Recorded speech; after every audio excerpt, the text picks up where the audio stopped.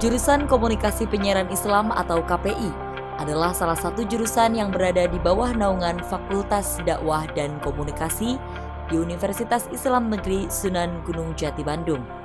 Posisi jurusan komunikasi dan penyiaran Islam, baik di Fakultas Dakwah dan Komunikasi ataupun di UIN Sunan Gunung Jati Bandung, tentu saja amat sangat strategis.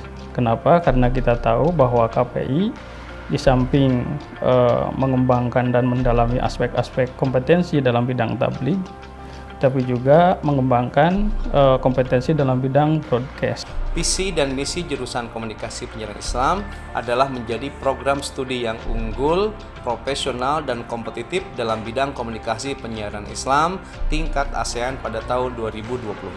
Mahasiswa KPI itu harus bisa, satu, berprestasi, yang kedua inovatif, ketiganya itu kolaborasi. Jurusan KPI memusatkan kajiannya pada 3 bidang, yaitu khitobah, kitabah, dan i'lam. Dan untuk menunjang 3 ranah tersebut, saat ini terdapat beberapa klub dalam jurusan KPI yang berfungsi sebagai wadah dan sarana praktek mahasiswa dalam proses pembelajaran mereka. Komunitas tersebut adalah Lingkar Barudak Khitobah. Lebah adalah public speaking club yang mewadahi mahasiswa dengan minat ceramah, pidato, dan retorika. Tujuan komunitas Lebah adalah untuk memfasilitasi mahasiswa KPI atau melatih diri mereka dalam bidang public speaking. Forum Literasi Dakwah dan Forum Penulis se-KPI. Mahasiswa yang memiliki minat dan bakat menulis dan karya sastra lain bernuansa dakwah diwadahi oleh klub ini untuk berkarya. Forum PSK adalah komunitas yang bergerak di bidang kitabah yang ada di salah satu bidang 3 ranah itu.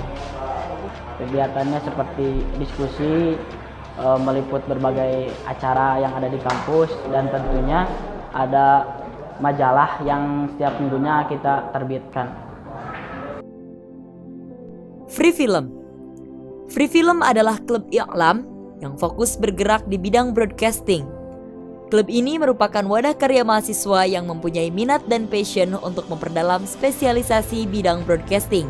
Klub ini berhasil menjadi yang pertama melakukan terobosan untuk menginisiasi pendirian televisi streaming jurusan Komunikasi Penyiaran Islam pertama di Indonesia, KPI TV.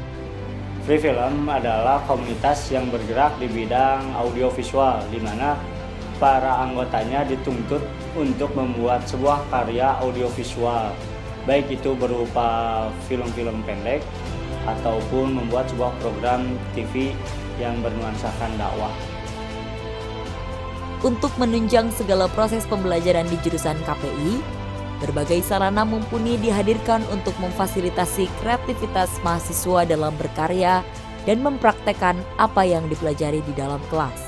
HMJ hadir ini merupakan sebuah wadah atau ruang untuk mengakomodir berbagai minat dan juga bakat mahasiswa, yang dimana mengakomodir perfilman ataupun kepenulisan dan juga retorika ataupun dakwah.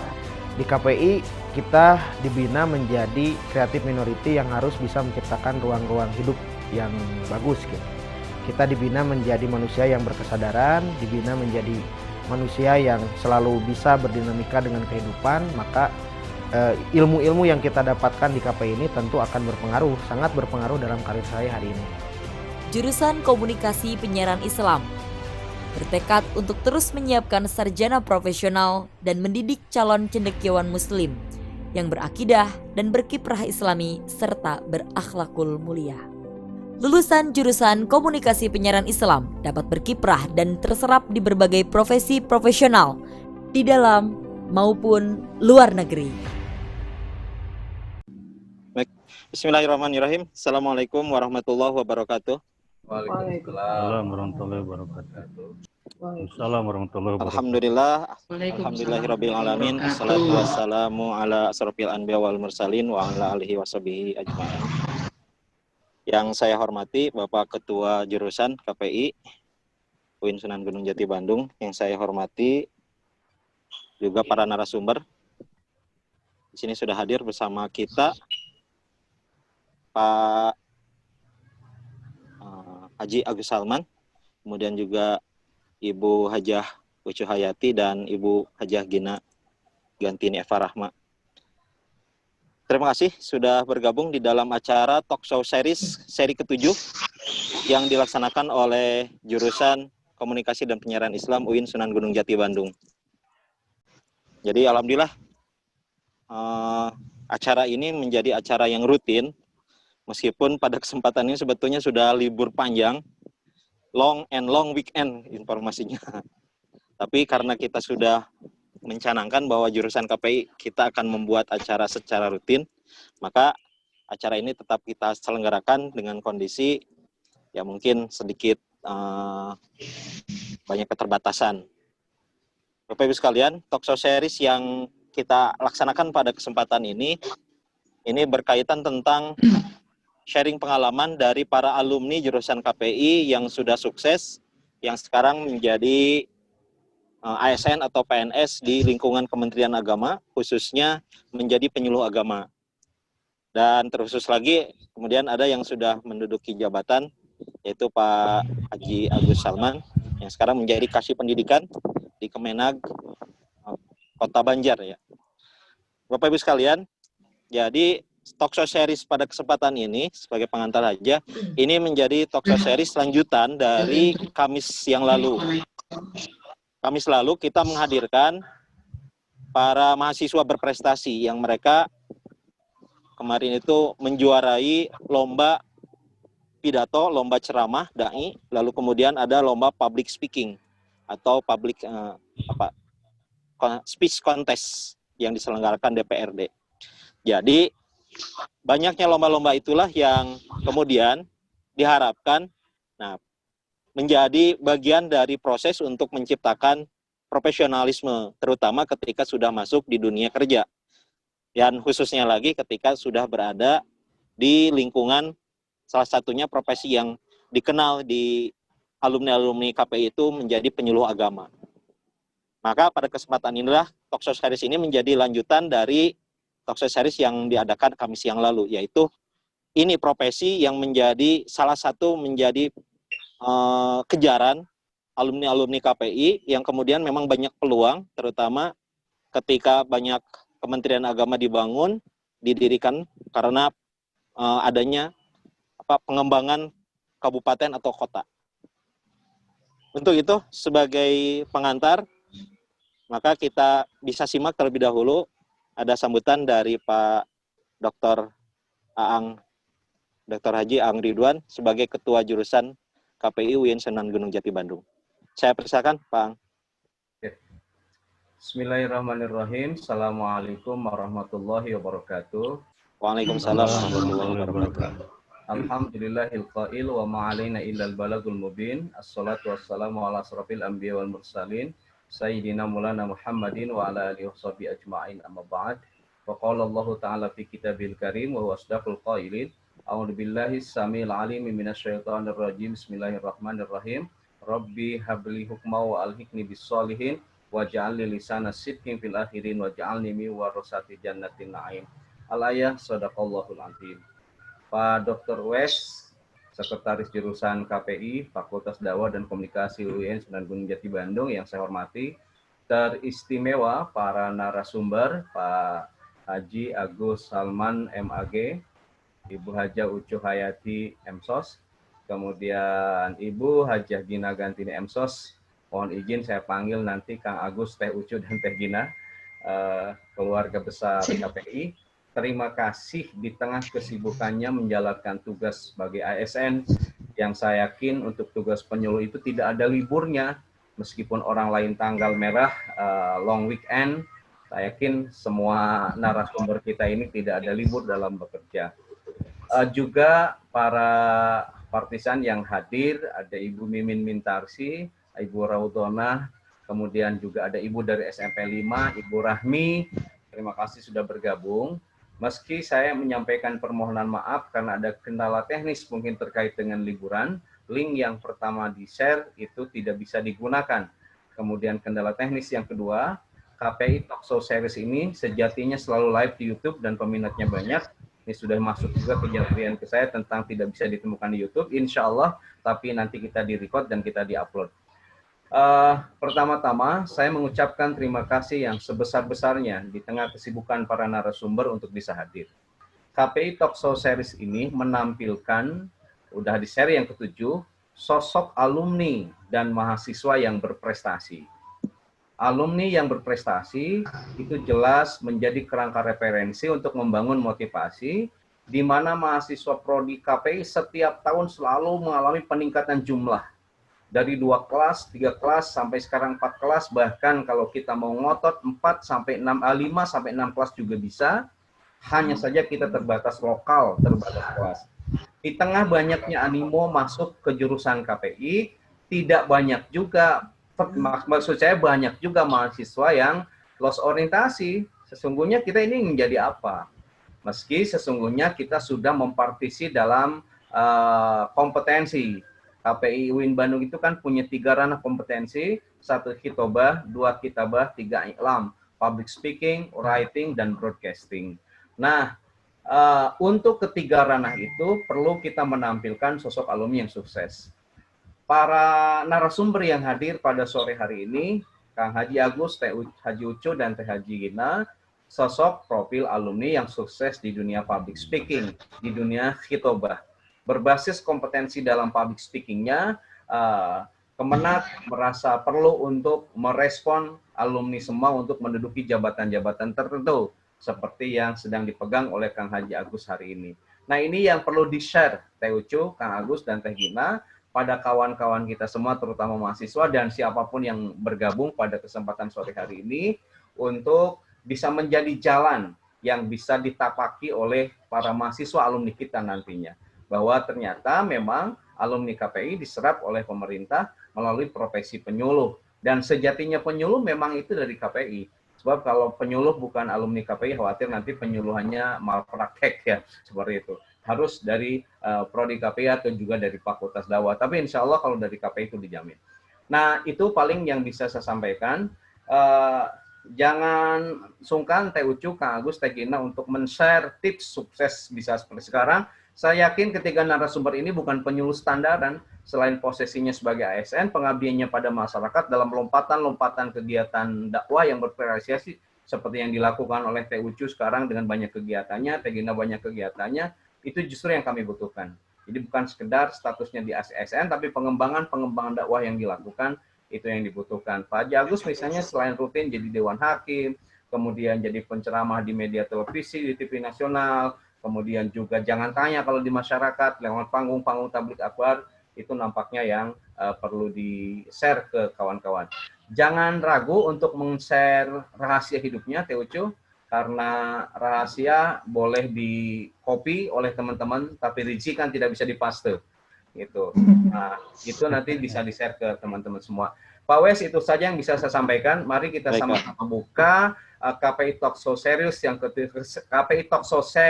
ke-7 ini dengan sama-sama membaca surah Al-Fatihah. Al-Hadiniyah wa likulli niyatin sholihah wa ila hadratin Nabi Al-Fatihah.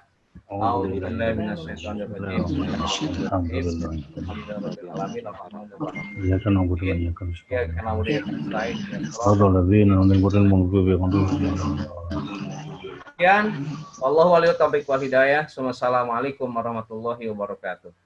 Waalaikumsalam warahmatullahi wabarakatuh.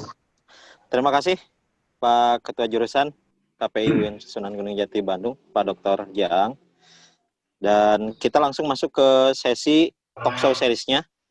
Baik, pertama kita akan perkenalkan terlebih dahulu. Ada 3 narasumber yang pada kesempatan ini alhamdulillah sudah bisa bergabung dengan kita, yaitu ada Kang Agus Halman, lalu kemudian ada Teh Ucu, dan kemudian ada Teh Gina Gantini Eva Rahma.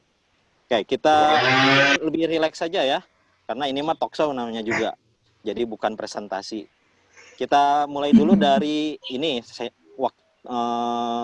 zamannya jadi mahasiswa di KPI. Mungkin bisa dari Kang Agus dulu. Kang Agus itu angkatan tahun berapa? Lalu kemudian seperti apa sih pengalamannya? Sehingga apa zaman dulu itu sudah memang terorientasikan nanti akan menjadi apa yang sekarang sudah diraih begitu, mengabdi di masyarakat sebagai penyuluh agama ataupun penceramah. Kang Agus, enggak? Ya, terima kasih Assalamualaikum warahmatullahi wabarakatuh. Waalaikumsalam warahmatullahi wabarakatuh. Bismillahirrahmanirrahim. Wabillah wa bifadlillah wa bisyafaati Rasulillah wa la haula wa la quwata illa billah. Yang saya hormati dan saya banggakan kakak saya, Ketua Jurusan KPI, Kang Haji Ang Ridwan. Beliau senior saya dan cukup juga menjadi guru saya. Banyak ilmu yang saya serap dari beliau. Seharusnya perempuan itu didahulukan untuk saat ini. Ibu Haji Ucu seharusnya lebih dulu, karena perempuan itu harus selalu unggul untuk saat ini. Tapi tidak apa-apa kalau saya harus duluan, mengalah untuk duluan kan gitu. Saya Agus Salman, angkatan masuk KPI itu tahun 94. Saya sebetulnya harus diakui sampai detik ini bangga menjadi alumni KPI dan beruntung bersyukur saat ini saya ditakdirkan oleh Allah dahulu memilih masuk Fakultas Dakwah dan jurusan KPI, Komunikasi Penyiaran Islam. Mengapa? Sebab ternyata dirasakan manfaatnya dari jurusan KPI itu sekarang kan gitu. Jadi kita mendalami teori-teori tentang retorika, ilmu komunikasi, teori komunikasi. Itu sebetulnya teori-teori keilmuan dari Fakultas Dakwah manfaat untuk profesi apapun kan gitu. Dan saat ini memang bisa dirasakan. Ya. Sekarang saya dulu angkatan 94 itu adik tingkat dari Pak Haji Ang Ridwan ya. Fakultas Dakwah, Pak Haji Ang Ridwan generasi pertama ya. Generasi Pak Ang itu tahun 93 ya. Iya, ya, generasi Pak Agus 94 ya. 94. Saya 94. Ya. Pak Haji Ang Ridwan 93. Ya, satu kelas dengan Bu Haji Ucu. Ya. Sebetulnya dulu itu belum punya cita-cita yang pasti kan gitu. Tapi berjalannya waktu dalam perkuliahan ada potensi-potensi yang tergali kan gitu. Ya. Dalam perjalanan kuliah tersebut. Bahkan Bu Haji Ucu itu salah satu partner saya dalam menggali potensi di bidang syarhil Quran. Dan saya di bidang pidatonya sebagai pensarahnya Bu Haji Ucu sebagai taritil. Dari tilawah itu. Jadi lomba syarhil Quran tingkat Jawa Barat antar perguruan tinggi itu juara pertama dulu dengan Bu Haji Ucu itu saya. Oh, alhamdulillah ya. Kayaknya Dewan Juri tertarik sama Bu Haji Ucunya ya. mungkin. Pastilah Bu Haji Ucu itu sudah menarik dari sejak dulu segalanya. Sehingga selalu lancar dalam karirnya. Mudah-mudahan kedepannya juga beliau diposisikan yang selalu terbaik di Kementerian Agama. Amin. Dari situ tuh perjalanan dengan Bu Haji Ucu itu jadi motivasi kan gitu. Motivasi terus merintis dan di semester 7 puncaknya saya meraih juara syarhil Quran di tingkat nasional. Gitu. Jadi masalah cita-cita sebetulnya dari awal belum ada pegangan mau jadi apa, tapi dengan berjalannya perkuliahan, peluang-peluang yang ada, nah itu ditempuh dan di situ diraihlah untuk posisi seperti saat ini. Untuk sementara itu dulu, silakan nanti dengan ngobrol biar tidak terlalu panjang. Kita konfirmasi ke Teh Ucunya. Betul tidak itu? Karena biasanya memang kalau punya pengalaman-pengalaman seru waktu kuliah itu ya sampai kapanpun itu biasanya kemudian menjadi kenangan yang terus akan teringat. Bisa ini lagi Teh Ucu, digali lagi waktu zaman kuliah itu, karena mahasiswa sekarang itu kan banyak yang masuk ke KPI itu nggak jelas orientasinya. Ditanya mau jadi penceramah nggak? Jarang, nggak pernah. Jadi hampir kurang dari 20% alumni itu sejak awal memang belum punya orientasi untuk menjadi ini. Nah, kalau pengalaman Teh Ucu gimana? Oke, terima kasih. Assalamualaikum warahmatullahi wabarakatuh. Salam. Terima kasih sebelumnya kepada Pak Kajur, Kang Dr. Aan. Juga saya ucapkan terima kasih kepada Pak Sekjur, Kang Uwais, kepada rekan-rekan semuanya. Alhamdulillah. Terkait dengan pengalaman pada saat dulu waktu masa kuliah, saya memilih KPI memang sebelumnya sudah memiliki orientasi untuk menjadi, kalau dulu itu istilahnya Jupen, juru penerangan ya Kang ya. Ya, Jupen. Oke, Ya. Jupen. Nah kebetulan di IAIN, waktu dulu kan IAIN, itu baru dibuka 2 jurusan, yaitu BPI dan KPI. Nah kebetulan Kang Aan sebagaimana tadi disampaikan, beliau adalah angkatan pertama, saya angkatan kedua, tahun 94, dan saya mengkonfirmasi lagi Kang Uwais, ini betul bahwa saya teman sekelasnya Kang Agus Salman. Jadi itu sama Irfan Hakim kan? Ya, Kang Irfan itu kelas C. Kelas C. Kalau saya kelas A, sama Kang Heru yang di Unpad. Heru. Jadi sebelum waktu pendaftaran memang saya sudah ada orientasi ke wilayah sana, maka saya memilih pilihan satu itu adalah jurusan KPI. Pada saat itu saya pilihan keduanya memilih bahasa Arab. Ternyata Allah mentakdirkan pada Allah saya masuk di KPI itu tahun 94 dan saya selesai di tahun 98. Mungkin Teh Gina, Kang Wes angkatan berapa? 98. 98, berarti saya keluar, Teh Gina masuk. Ya. Itu. Jadi saya sudah berendek ke sana. Sekalipun sebetulnya saya secara pribadi belum memiliki keahlian dalam public speaking, apalagi di wilayah tausiah ataupun penceramah itu, karena memang saya basicnya bukan dari pesantren awalnya. Tapi seiring dengan waktu, alhamdulillah saya diangkat sebagai penyuluh agama di lingkungan Kementerian Agama Kota Bandung tahun TMT 2007. Sementara sebelumnya saya masuk penyuluh itu melalui jalur penyuluh agama honorer. Ya, penyuluh agama honorer. Kalau dulu itu untuk daftar penyuluh agama honorer cukup mengajukan lamaran saja yang diajukan kepada Kepala Kementerian Agama, CQ kasih Bimas kalau sekarang. Kalau dulu itu kasih Penais. Nah, kebetulan saya masuk di tahun 2000 pahnya karena memang tahun 98 setelah sidang saya cerita sedikit Kang Wes boleh ya? Boleh. Kita gali. Oke. Nanti kita gali Teh tentang PAH ini setelah selesai tiganya. Nah, kita ini dulu ke Teh Gina dulu untuk perkenalan. Nanti setelah ini baru kita masuk ke profesi. Ya. Siap. Baik. Oke. Jadi saya mungkin ingat itu ya. sementara. Baik, terima kasih Teh Ucu. Jadi saya ingat betul bahwa tahun 98 itu saya dengan, nah ini Teh Gina baru masuk ketika Kang Agus dengan Teh Ucu sudah selesai angkatan pertama. Oke, kita lihat dulu, kita dengarkan dulu dari Teh Gina. Ya. Sudah adakah sejak awal harapan untuk kemudian bisa menjadi profesi sekarang? Ini dari kelas uji. Ya, bismillahirrahmanirrahim. Assalamualaikum warahmatullahi wabarakatuh. Waalaikumsalam warahmatullahi wabarakatuh.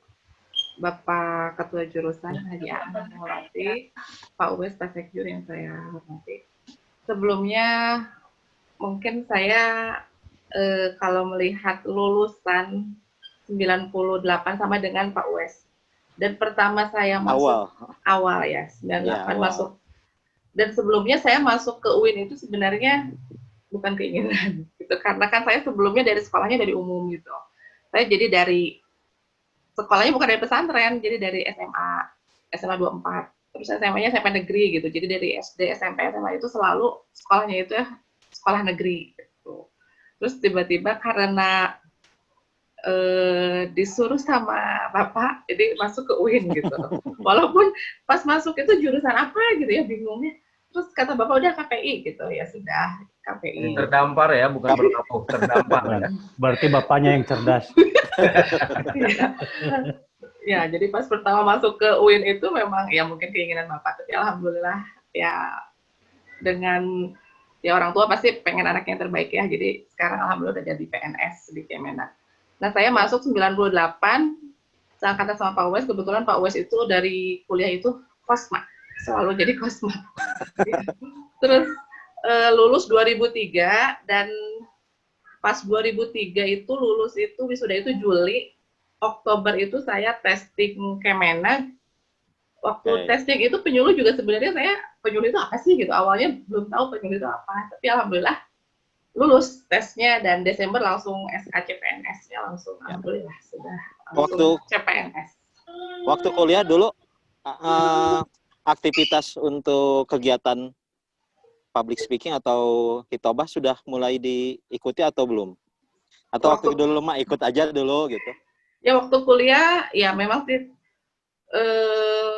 kalau misalnya public speaking ya paling saya ikutan dulu kalau misalnya di PMII gitu ya. Terus organisasinya ya tidak terlalu banyak, bukan terlalu aktivis gitu, tapi mungkin ya kalau misalnya tetap sih kalau misalnya retorika itu tetap adanya pas kita turun langsung di masyarakat gitu. Kalau pas lagi kuliah mungkin karena kuliahnya bukan keinginan sendiri, beda ya dengan keinginan sendiri. Jadi ya gitu. Nah, ini alhamdulillah menarik. lulus oke. Jadi memang bisa menjadi apa ya, masukan mungkin bagi teman-teman mahasiswa KPI yang sejak awal masih bingung. Tapi kalau betul-betul diseriusi ketika kuliah, itu apa yang dilakukan lalu dikerjakan ketika perkuliahan itu insya Allah akan memberikan masukan, bantuan ketika nanti lulus lalu punya profesi, apalagi di bidang pengabdian kepada masyarakat sebagai penyuluh agama. Oke, kita balik lagi ke Kang Agus.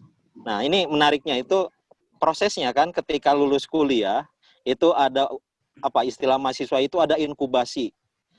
Nah, beberapa mahasiswa ketika ditanya apa aktivitasnya setelah sidang, nunggu saja Pak mau daftar ke perusahaan, daftar ke PNS, nunggu.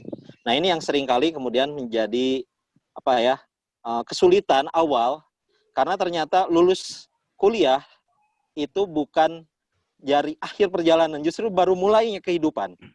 Ya. Nah, bisa diceritakan mungkin pengalaman Kang Agus? Iya. Karena kelihatannya tadi sudah banyak pengalaman ketika kuliah. Lalu seperti apa sih pas tatkala sudah selesai dan memilih jalan hidup saya ingin di sini? Ya. Ceramah dulu boleh mau ke panggung-panggung.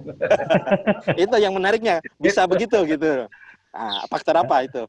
Terima kasih Kang Wes.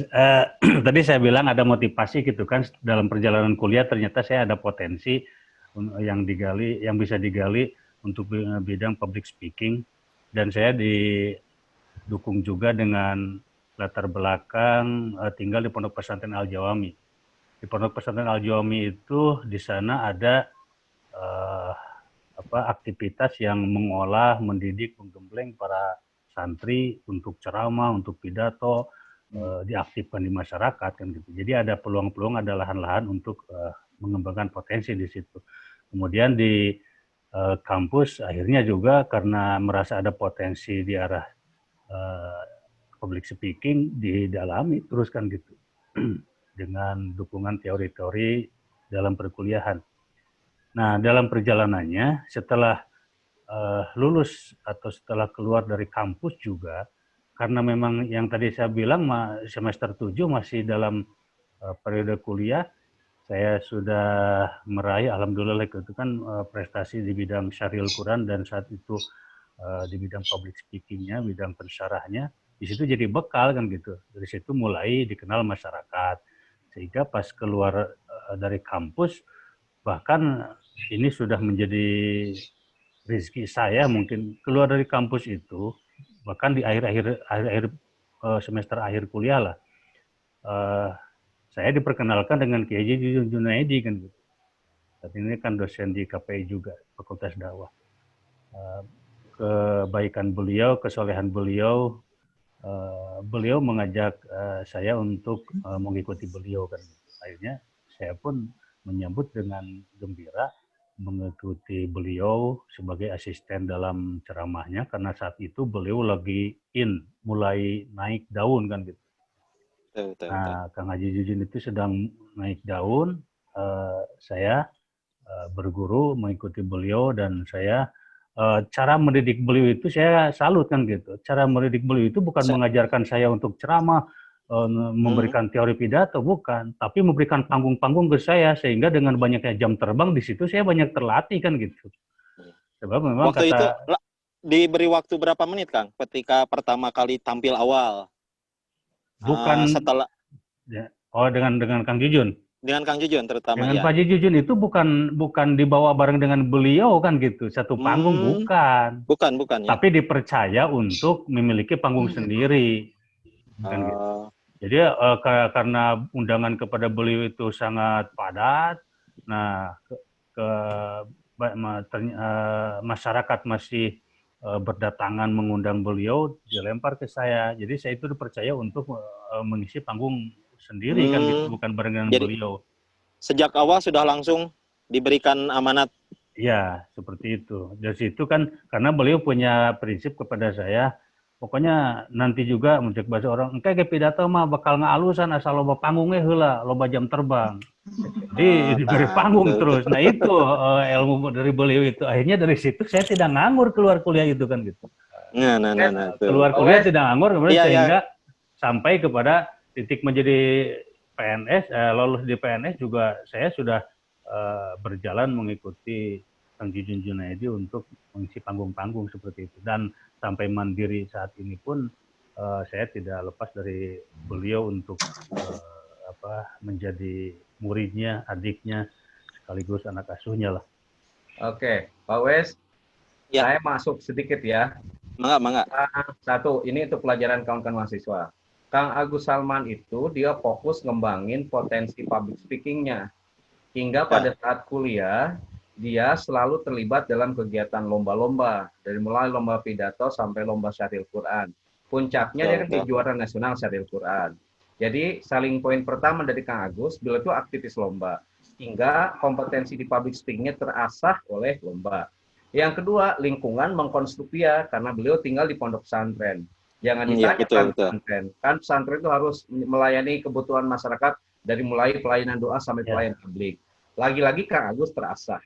Karena keterasahan dalam potensi itu, mubalik sekali Kang Jujun, itu melihat bahwa Kang Agus sudah layak pasar. Maka beliau ngasih kepercayaan pada Kang Agus untuk menjadi asisten beliau dalam kegiatan tabligh ketika banyak publik ngundang ke Pak Jujun tidak terlayani, lalu disampaikanlah, disodorkan Kang Agus. Dan ternyata Kang Agus kan diterima oleh publik sebagai membeli punya ciri khas, punya karakter tertentu, hingga akhirnya meski dikasih jalan, setelah dikasih jalan oleh Pak Jujun, menjadi luar biasa, dia booming. Jadi pelajaran bagi kawan-kawan mahasiswa, pertama bagi kawan-kawan mahasiswa, terus ikuti kegiatan-kegiatan lomba untuk ngasah kompetensi itu. Yang kedua, tinggallah di lingkungan yang ngasih ruang pada kita untuk melakukan proses praktik sebetulnya seperti itu. Dan yang ketiga, nanti hadiahnya orang-orang hebat akan mencari. Itu seperti Pak Jujun mencari Kang Agus Salman. Setelah itu, jelas pasti publik membutuhkan Kang Agus. Betul. Baik, terima kasih, Bang. Jadi memang ini yang menjadi titik tekannya untuk menyelesaikan kegamangan setelah selesai kuliah itu memang sudah banyak aktivitas dulu yang mengasah potensi ketika kuliah. Jadi tatkala sudah selesai di masa pendidikan ataupun perkuliahan itu memang sudah menjadi bagian dari lingkungan masyarakat, sudah dikenal, ada jadwal dan lain sebagainya. Dan saya kira ini menjadi masukan lah mungkin mahasiswa yang kemarin saya banyak nanya itu masih galau gitu. Saya akan kerja apa ya? Ceramah jarang katanya, nulis nggak pernah, buat media juga tidak begitu profesional. Maut ya Pak. Kang Gus tadi dari selesai kuliah sampai kemudian diangkat itu jadi penyuluh agama honorer dulu tidak? Saya alhamdulillah sih tidak mengalami jadi honorer apapun kan gitu. Oh gitu. Nah keluar kuliah itu aktivitasnya mengikuti Kang Jujun untuk mengembangkan ceramah di panggung-panggung dan memang tidak terlalu lama sih sebetulnya menunggu ke PNS itu. Bahkan dulu testing CPNS-nya juga ngaji Ang Ridwan bareng kan gitu. Nih dia tidak sopan nyalip seniornya dulu jadi PNS. Dia saya 98, wisuda 98 Desember 98, 99 ikut ada testing tes. CPNS, ikut testing. Alhamdulillah 2000 langsung lulus diterima. tahun 2000 turun SK gitu. Bulan Maret. Oh iya. Jadi nggak ada inkubasi Pak Wes. Sudah langsung ya. Tidak ada inkubasi ya. Alhamdulillah. Jadi orang hebat pasti disamper banyak orang. Kalau orang hebat pasti sekarang membutuhkan. Betul. Jadi ada posisi yang lebih hebat untuk Pak Haji Ang saat itu Allah tempatkan di tempat yang lain dulu, jangan dulu di PNS. Sehingga sekarang kan derajatnya lebih mulia dari yang dicita-citakan. Amin. Baik, kita beralih ke Teh Ucu. Anyway, menarik juga mungkin pengalamannya selesai perkuliahan, tadi juga ada pengalaman ikut lomba. Seperti apa Teh? Sampai kemudian tahapannya ketika memasuki sudah secure gitu kan, sudah aman ketika sudah ada di PNS. Banyak yang menyebutkannya kan PNS itu aman begitu. Sudah tidak dikejar-kejar yang lain lagi. Mangga, Teh. Oke, terima kasih. Tadi di awal saya menyampaikan bahwa saya sebelumnya juga sudah memiliki orientasi untuk menjadi Jukpen. Kenapa ini kemudian menjadi dorongan bagi saya untuk menjadi Jukpen? Mohon maaf karena saya secara pribadi saya merasa punya modal yaitu suara ya, karena memang saya menjadi MC itu sejak saya di usia MTS. Itu bagi saya menjadi modal ya? Gitu kan, termasuk ketika pada saat saya juga sudah mengikuti Syaril Quran dimulai waktu aliyah tingkat kabupaten, cuman nggak sampai provinsi seperti Kang Agus. Gitu. Nah, seiring dengan waktu pada saat di kuliah, ternyata untuk MC tetap berjalan. Saya sering show MC bukan hanya di fakultas dakwah saja, tapi juga di fakultas-fakultas yang lain. Kalau dulu ya Kang Aam kita sangat kompetitif sekali. Setiap fakultas itu senat mahasiswa fakultas. Namun saya merasa saya belum ada kemajuan, artinya belum memiliki kemahiran dalam menyampaikan tausiah, ya kan? Sedangkan saya sebagai orang KPI idealnya itu. Kenapa ini? Ya.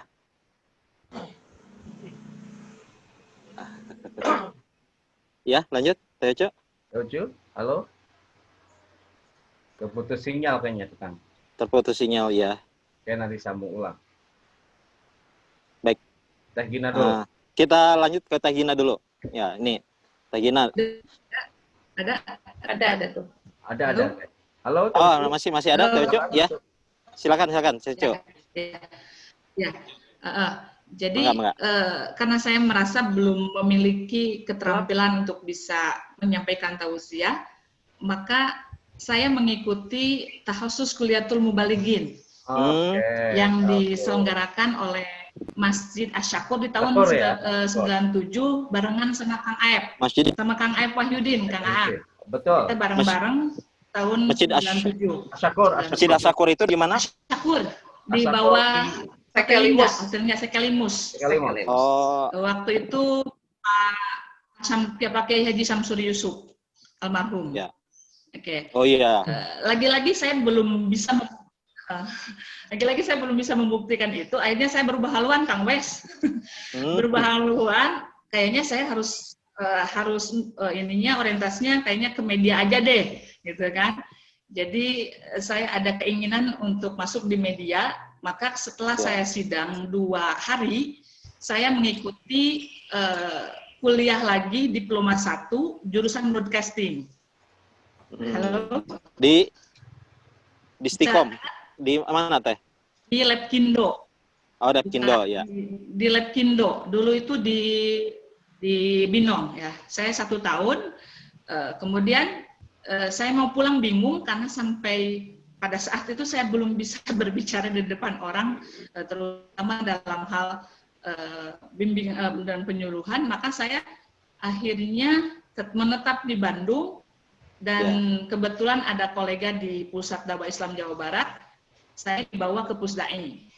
Nah, lucunya Kang Aang, Kang Wes, pada saat saya di Pusdai, saya itu awalnya megang balai pengobatan. Saya megang balai pengobatan Kang Aang selama pengobatan rohani ya. 8 bulan karena kebetulan pada ada ini ya praktek dokter waktu itu. Poliklinik. Ada klinik ya, betul. Yang di depan itu ya. Ada klinik betul, Kang Wes, betul. Itu cikal bakalnya pertama itu saya beserta dokter yang lain-lainnya. Jadi saya sebagai tenaga administrasi merangkap juga sebagai apoteker. Bayangkan dari KPI luar biasa. juga sebagai apoteker. Makanya bolak-balik ke dokter, kalau tulisannya nggak bisa dipahami, balik lagi ke dok, ini tulisannya apa, kayak gitu. Bahkan saya terbiasa mendampingi para dokter ketika mengadakan acara hitanan massal. Jadi saya sudah biasa membersihkan alat-alat kesehatan yang banyak darahnya, yang bekas sunatan kayak gitu, sudah terbiasa dulu itu, gitu kan? Tapi bekas sunatnya ya, bekas sunatnya ya. Bekas sunatnya, bekas sunatnya. Kemudian setelah itu baru 8 bulan saya di Balai Pengobatan Pusdai, baru saya masuk di dalamnya bersama kawan-kawan juga alumni YIN, Kang Badru, Kang Nana almarhum di pelayanan ibadah dan kemasyarakatan. Ya, termasuk kemudian kuliah duha ya. Benar. Itu karena waktu itu saya risetnya S1 itu skripsi tentang kuliah duha teh. Oh iya, kebetulan yang koordinatornya. yang ngejadwalin kuliah duha sama khutbah Jumat itu kebetulan di bidang kita. Nah, setelah itu berubah menjadi bidangnya menjadi pelayanan ibadah dan urusan haji. Pantesan saat itu saya belum pernah dijadwal. Makanya di situ seiring dengan waktu saya karena berada di bidang pelayanan ibadah dan urusan haji, di mana Majelis Taklim itu ada di bawah di dalamnya. Jadi saya sering membantu ibu-ibu Majelis Taklim Pusdai dalam menyelenggarakan beberapa program, gitu kan. Begitupun dengan ketika ada acara manasik haji, saya pun memberanikan diri untuk ya sedikit cuap-cuap lah sebelum pemateri datang, saya ngobrol dengan jamaah atau dengan audien itu sendiri. Nah dari situ mulai awalnya saya lebih tertarik lagi dengan lebih tertarik untuk menjadi penyuluh gitu. Itu mungkin Kang Wes pengalaman yang saya gimana? Tahun kalau diangkat jadi penyuluh agamanya? Tahun saya berapa? TMT-nya 2007 Kang. 2007. Oke, pemberkasan itu 2006. Itu jadi saya jadi PNS-nya ya? Sebelumnya PAH dulu? Ya, betul. Penyuluh agama honorer dulu ya? Ya. Penyuluh agama honorer saya kurang lebih 6 tahun. Oh, penyuluh agama honorer 6 tahun. Kalau Kang Agus kan tadi nggak pernah honorer. Langsung, betul. Kalau saya 6 tahun honorer. Jadi dari tahun 2000 berarti kan sampai 2006 menjadi penyuluh agama honorer.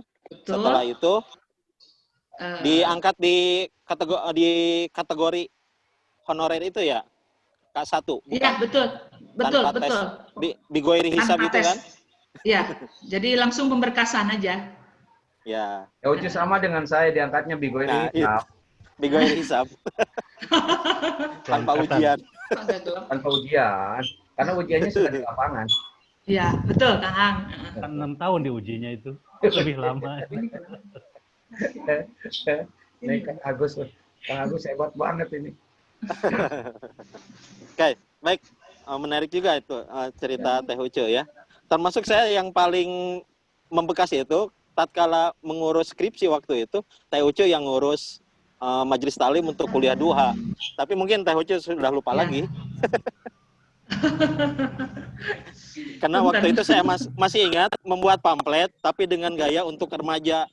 Kata Teh Ucu, ini buat ibu-ibu, bahasanya jangan alay gitu. Oh iya saya rubah lagi. Karena waktu itu ingin membantu aja kan. Kebetulan kan Kang Badru kenal. Kemudian juga ada Kang siapa gitu, dosen juga di Fakultas Dakwah. Tapi luar biasanya ini Kang Wes ini Kang Ang, saya pernah menjadi mahasiswa beliau di Pasca.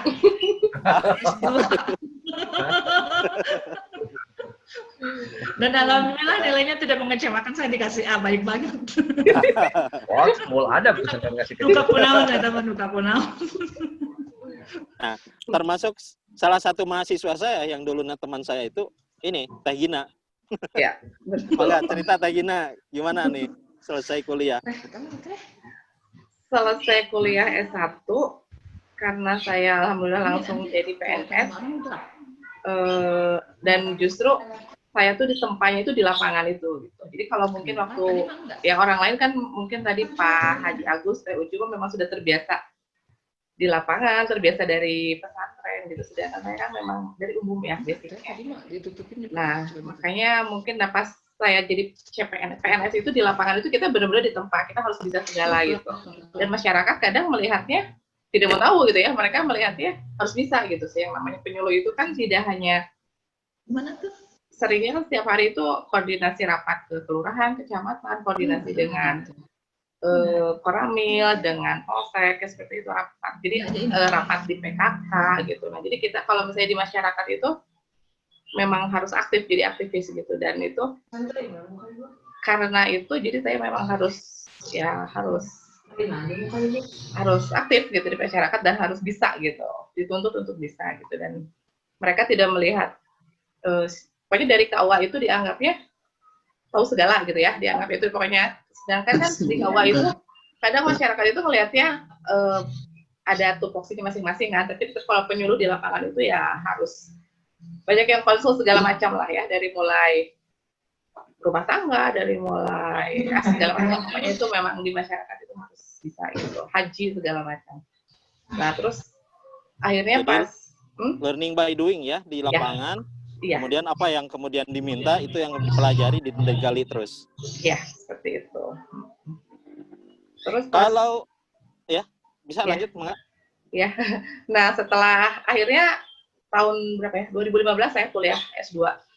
Memang menjadi muridnya Pak Uwes dan seangkatan sama Teh Ucu. Teh Ucu kakak kelas ya, kakak kelas 1 tahun kalau nggak salah di S2 itu. Jadi kalau misalnya pas kita kuliah lagi tuh memang kerasa ya ilmu tuh kalau di S2 itu lebih nerap gitu, langsung lebih kerasa gitu dibanding mungkin S1 saya masih rada cuek mungkin ya. Kalau di S2 tuh benar-benar kerasa gitu karena kita memang sudah jadi PNS dan itu dibutuhkan di masyarakat gitu. Makanya memang kayak misalnya teori komunikasi, kayak banyak lah tentang terapeutik gitu, komunikasi atau macam-macam pelajaran yang di S2 itu dan itu memang langsung dipakai terjun di masyarakat. Aduh, suara apa ya ini? Nah, si Bu Ucu buka 2. Pak Wes. Enggak. Pak Wes, saya ngambil pelajaran dari Teh Gina ya. Teh Gina itu kan tidak mau ke jurusan KPI, tapi dia samina wa ta'na pada orang tuanya, hingga kuliah di KPI. Setelah di KPI, kemudian dia tunduk pada aturan yang ada di KPI, maka buah dari ketundukan pada orang tua dan ketundukan pada aturan yang ada di prodi KPI, Allah kan ngasih hadiah. Dia PNS-nya tidak mengalami masa tunggu yang lama, langsung diangkat. Itu adalah buah dari ketundukan kepada orang tua. Betul. Iya. Kan kita tidak tahu jangan-jangan orang tuanya hasil istihoroh kan gitu. Nah, bisa jadi kan seperti itu, banyak yang di luar dugaan. Nah, meski nanti pengembangan profesi bisa learning by doing, karena proses profesionalitas itu bisa dikonstruk oleh banyak faktor. Salah satunya adalah belajar dan berlatih, gitu. Ketika terjun langsung di lapangan. Gitu. Insya Allah kalau terjun di lapangan, kalau parasutnya terbuka, selamat. Kan? Banyak orang yang terjun di lapangan itu kan ketika memang tidak punya parasut yang bisa ngebuka, akhirnya dia jatuh. Tapi kalau parasutnya berbuka, terjun bebas sekalipun akan selamat, aman gitu. Nah, itu poinnya. Betul. Ya, memang jadi ini hal yang unik itu tiap orang tadi punya jalan hidup yang berbeda-beda. Ya. Yang kemudian akhirnya bisa menemukan yang sekarang kemudian sudah didapatkan itu hasil dari apa yang sebelumnya pernah ditanam. Ya. Nah, ini yang menariknya ya, semua penyuluh agama ini kan sekarang sudah banyak yang sudah S2. Apa ini menjadi kebijakan di Kementerian Agama bahwa penyuluh agama ini harus S2? Atau hanya keren-kerenan? Ya gitu, atau itu sebetulnya biar ada elit lah. Dan kebetulan saja lalu kemudian di UIN Bandung ada dibuka jurusan KPI ini. Mungkin dari sisi kebijakan, Kang Agus? Tidak Bagaimana ada, penyuluh agama? tidak Tidak ada ada ya? kebijakan ke S2 sih, cuma standar untuk honorer saat ini berbeda. Kalau dulu kan SMA juga bisa masuk honorer. Untuk saat ini memang paling minimal itu harus sarjana kan. Ya. Bahkan sarjana harus linier kan. Jadi dari sarjana ke pendidikan Islam untuk menjadi penyuluh agama honorer. Tidak ada sih kalau syarat untuk S2, cuma itu inisiatif kebutuhan pribadi saja. Kalau sudah menjadi PNS untuk pengembangan diri, apalagi penyuluh itu tertantang, Kang. Penyuluh itu kan berbagai permasalahan di masyarakat itu sangat kompleks kan gitu, sehingga menantang dari sisi analisa, keilmuan kan gitu. Bahkan harus mampu mengambil solusi-solusi di masyarakat, dan itu membutuhkan wawasan, sehingga inisiatif untuk pengembangan keilmuannya melalui jalur pendidikan formal S2. Nah, untuk kebutuhan pribadi saja itu kan gitu. Untuk pengembangan dirinya. Kalau penyuluh agama sendiri bisa dijelaskan sedikit apa sih tugasnya, dan apa betul bahwa penyuluh agama itu tadi jadwal kerjanya lebih banyak daripada jadwal yang ngantor, karena berhadapan langsung dengan masyarakat, dan kegiatan masyarakat memang kan di luar jam kantor. Mungkin bisa diceritakan sedikit? Oh iya. Kang Agus, tugas penyuluh agama. Penyuluh agama itu kan jadi seseorang yang diberi wewenang, tugas, tanggung jawab oleh pemerintah untuk memberikan bimbingan kepada masyarakat dan penyuluhan pembangunan melalui bahasa agama kan gitu.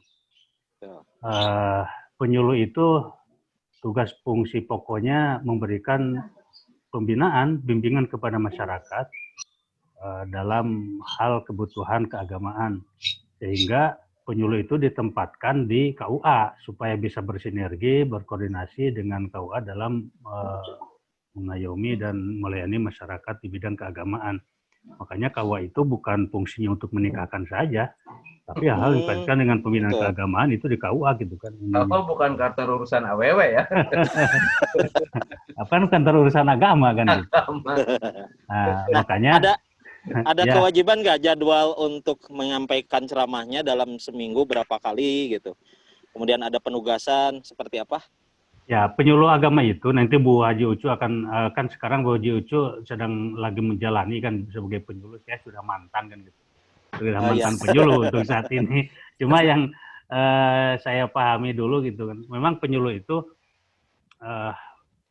waktu di kantornya 50-50 gitu kan dengan di lapangan. Bahkan 60-40 lah di kantor, 40-60 di lapangan. Cuma penyuluh punya standar minimal binaan majelis taklim. Mengapa harus ada jadwal binaan? Karena dia itu setiap hari harus ada bukti pembinaannya. Kalau tidak punya binaan, dia membina di mana kan gitu. Dan itu dibuktikan dengan bukti fisik, pelaporan, ada laporan harian, mingguan, bulanan, sampai tahunan kan gitu. Itu ada laporannya. Dan itu setiap hari itu dia harus ada kegiatan yang dia jalankan, bukan tidur kan, walaupun tidak di kantor penyuluh. Tapi ada pekerjaan. Penyuluh itu memang ujung tombak kan gitu dalam masalah pembinaan masyarakat, bahkan sekaligus ujung tombak juga kan gitu. Karena penyuluh kadang karena tidak ada anggarannya. Iya, soalnya penyuluh kalau ke lapangan, ke tempat dakwah, dia ongkosnya sendiri. Iya, tidak ada anggaran ya. Kan kalau di wilayah kota mungkin daerah geografisnya ada atau jangkauannya tidak terlalu jauh. Tapi kalau yang di daerah-daerah, coba di Garut, yang di sampai ke pesisian itu, pelosok, sampai ke gunung, betul. Berang lautnya itu. Lingkupnya kan satu kecamatan ya, yang harus dibinanya itu. Satu kecamatan. Di bawah KUA tersebut, betul. Iya. Tapi ada juga yang 2 kecamatan sih. Oh, bisa sampai 2 kecamatan. Ada. 2 kecamatan ya, kalau memang penyuluhnya kurang penyuluh di daerah tersebut. Kalau gaji tunjangan itu sama gitu kan, penyuluh kota, penyuluh kampung, penyuluh tengah, penyuluh pasisian, tapi wilayah kerjanya yang berbeda. Makanya kalau yang di perkampungan di Pakidulan itu kan kadang jadi ujung tombak juga, bukan hanya ujung tombak. Gitu. Baik, mau baik, baik. kitab channel lewat karena galengan leur ngagubrak. Maka bisa dari Teh Ucu mungkin yang sekarang sedang masih berjalan. Penyuluh agama seperti apa Teh? Tugas yang dilakukan hariannya yang sekarang dilakukan. Oke. Sebagaimana tadi sudah disinggung sama Kang Agus, bahwa betul memang penyuluh itu memiliki wilayah binaan tersendiri. Nah, adapun kalau melihat dari sisi SKP, Satuan Kinerja Penyuluh, itu dari mulai golongan 3, 4 itu berbeda. Saya saat ini baru 3C, insya Allah mudah-mudahan sebentar lagi turun SK yang 3D, amin. Halo? Halo. Iya, ada. Ya. Nanti SK-nya akan cepat turun ketika dapat sertifikat KPI Talk Show Series. Amin. Jadi salah satunya dari 29 poin yang menjadi garapan penyuluh itu adalah memberikan bimbingan penyuluhan keagamaan kepada masyarakat dalam hal ini di wilayah binaan Majelis Taklim. Nah, golongan 3 sendiri itu secara aturannya itu harus memiliki binaan 4 kan selama 1 minggu, itu minimal 4. 4 minggu ya. Jadi mengisi di 4 ya, itu. Majelis Taklim. Baik. Majelis Taklim. Alhamdulillah saya sendiri lebih dari 4, bisa 8 mungkin, alhamdulillah untuk menghalalkan. Nah, selain dari binaan pada masyarakat Majelis Taklim sendiri, kita juga memiliki tugas untuk memberikan konsultasi baik perorangan ataupun kelompok. Kemudian kita juga harus memberikan bimbingan penyuluhan pada kelompok binaan khusus. Nah, kebetulan saya, Teh Gina dan kawan-kawan, khususnya di Kementerian Kota Bandung, kita memiliki binaan khusus di lapas wanita. Jadi kami jadwal setiap penyuluh itu untuk mengisi bimbingan penyuluhan di lapas wanita.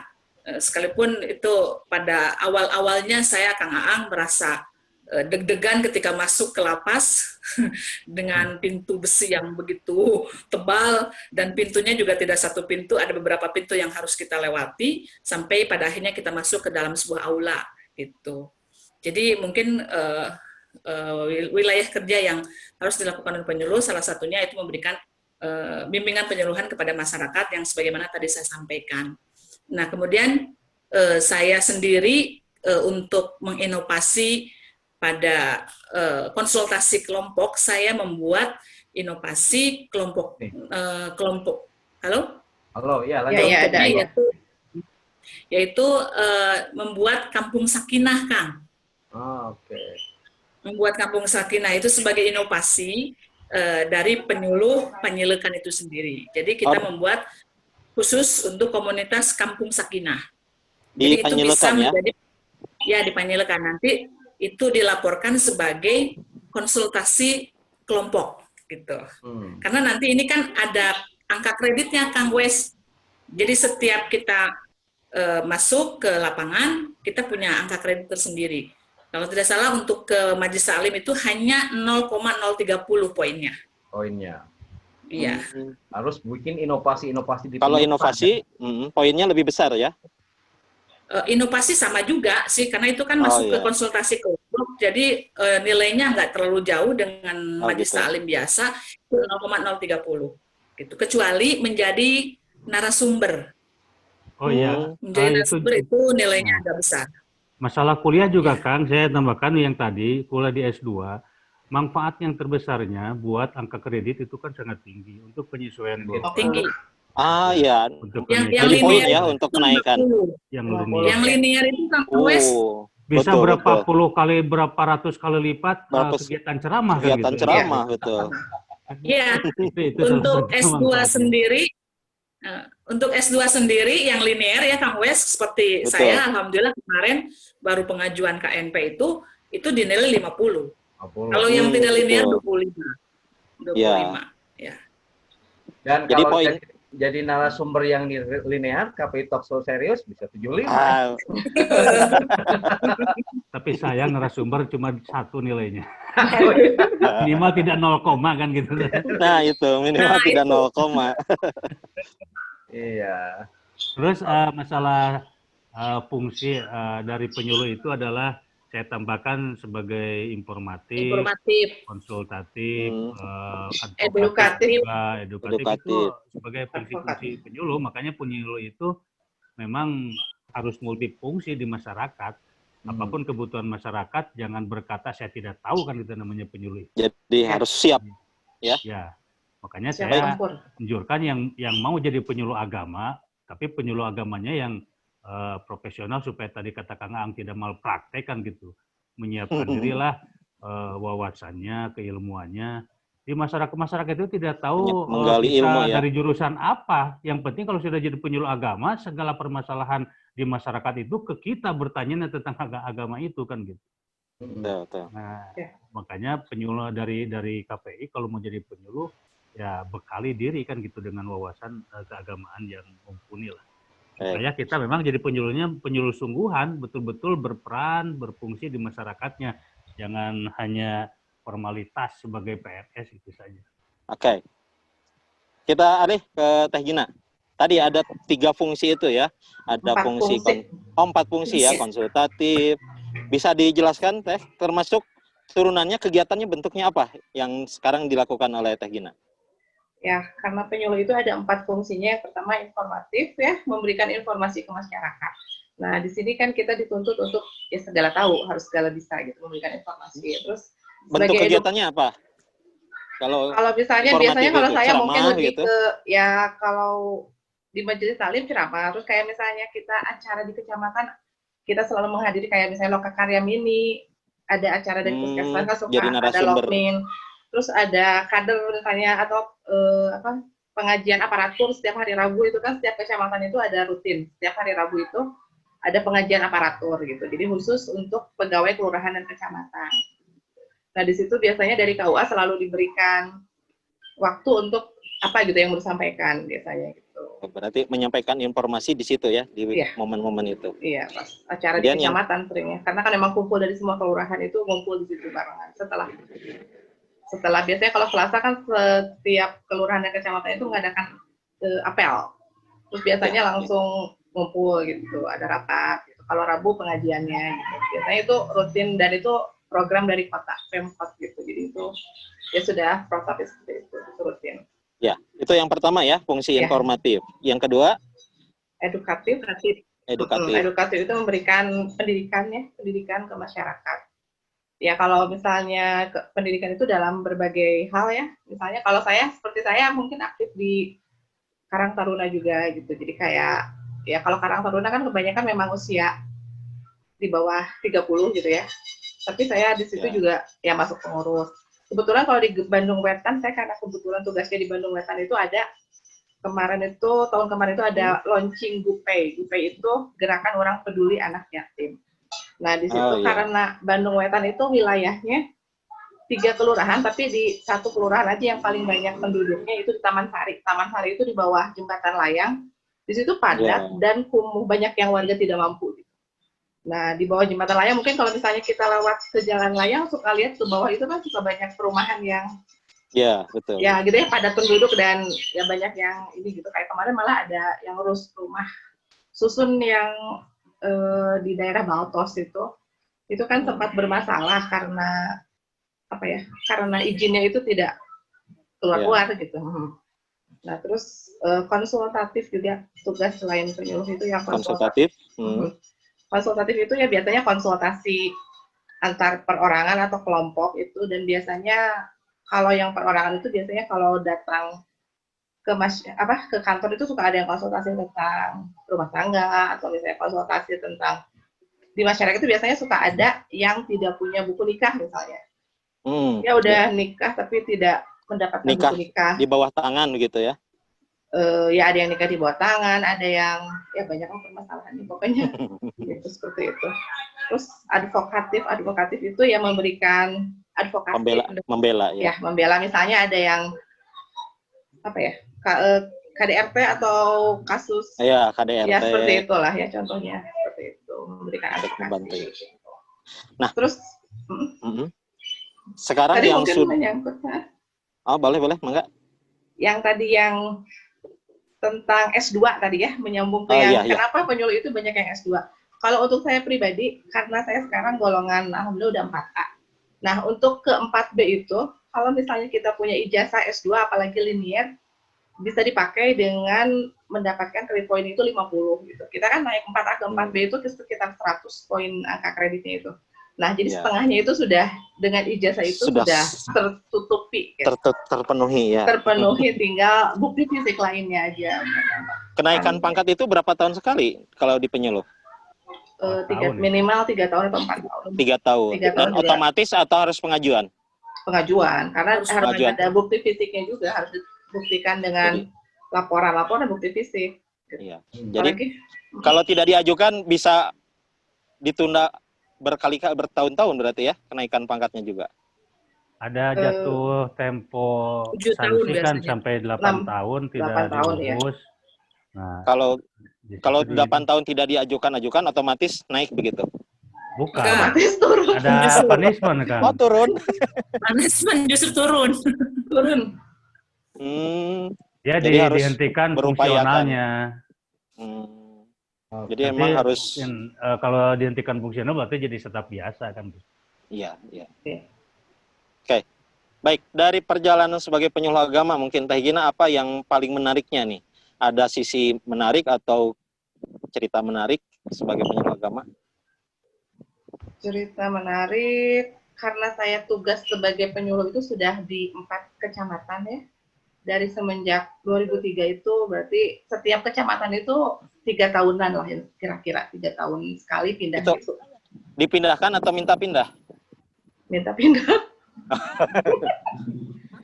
Sebenarnya kalau penyuluh itu enaknya sih satu kecamatan aja. Maksudnya nggak pindah-pindah itu karena biar masyarakatnya itu memang dekat ya.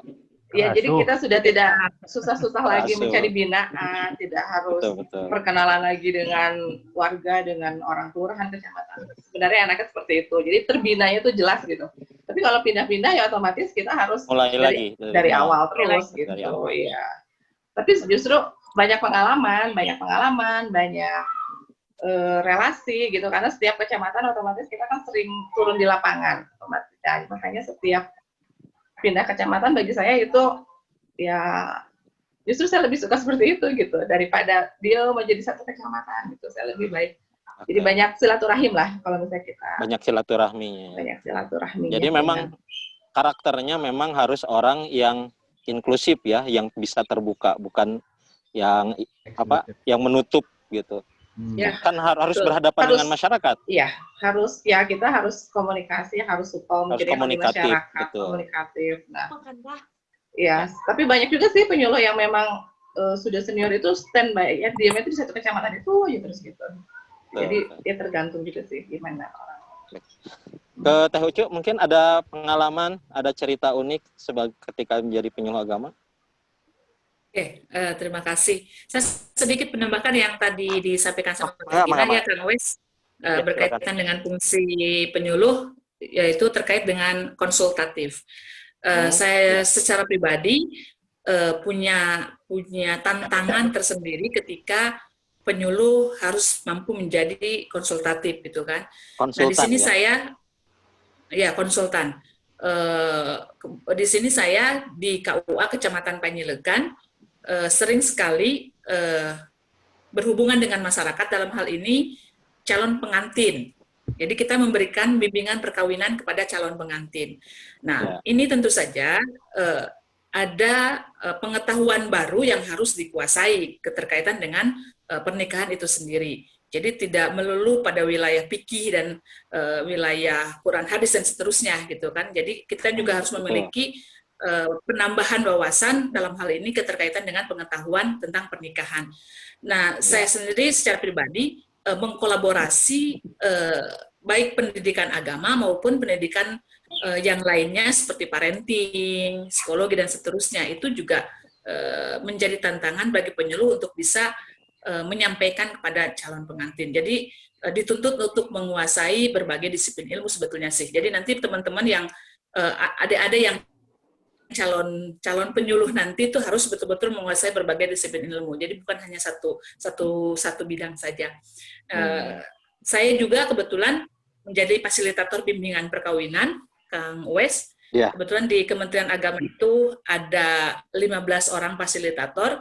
Di samping kita memberikan mendampingi calon pengantin itu di Kementerian Agama yang diselenggarakan oleh Kementerian Agama, juga di KUA yang bersifatnya mandiri. Nah, itu punya kesan tersendiri ketika kita tanya tentang sudah siap menikah, mereka rata-rata mengatakan saya sudah siap, tapi ketika kita tanya sudah berapa buku tentang pernikahan yang sudah dibaca. Rata-rata gideg sadayana. Jadi itu semakin ingin menggali gitu kan, karena saya sendiri awalnya tidak terlalu fokus pada wilayah itu, tapi dengan kondisi seperti ini akhirnya saya tertuntut untuk menggali tentang ilmu pernikahan gitu. Jadi banyak hal sih sebetulnya yang saya rasakan setelah gimana Kang Mas? Ada yang menariknya mungkin, cerita pernah pengalaman apa begitu ketika jadi penyuluh?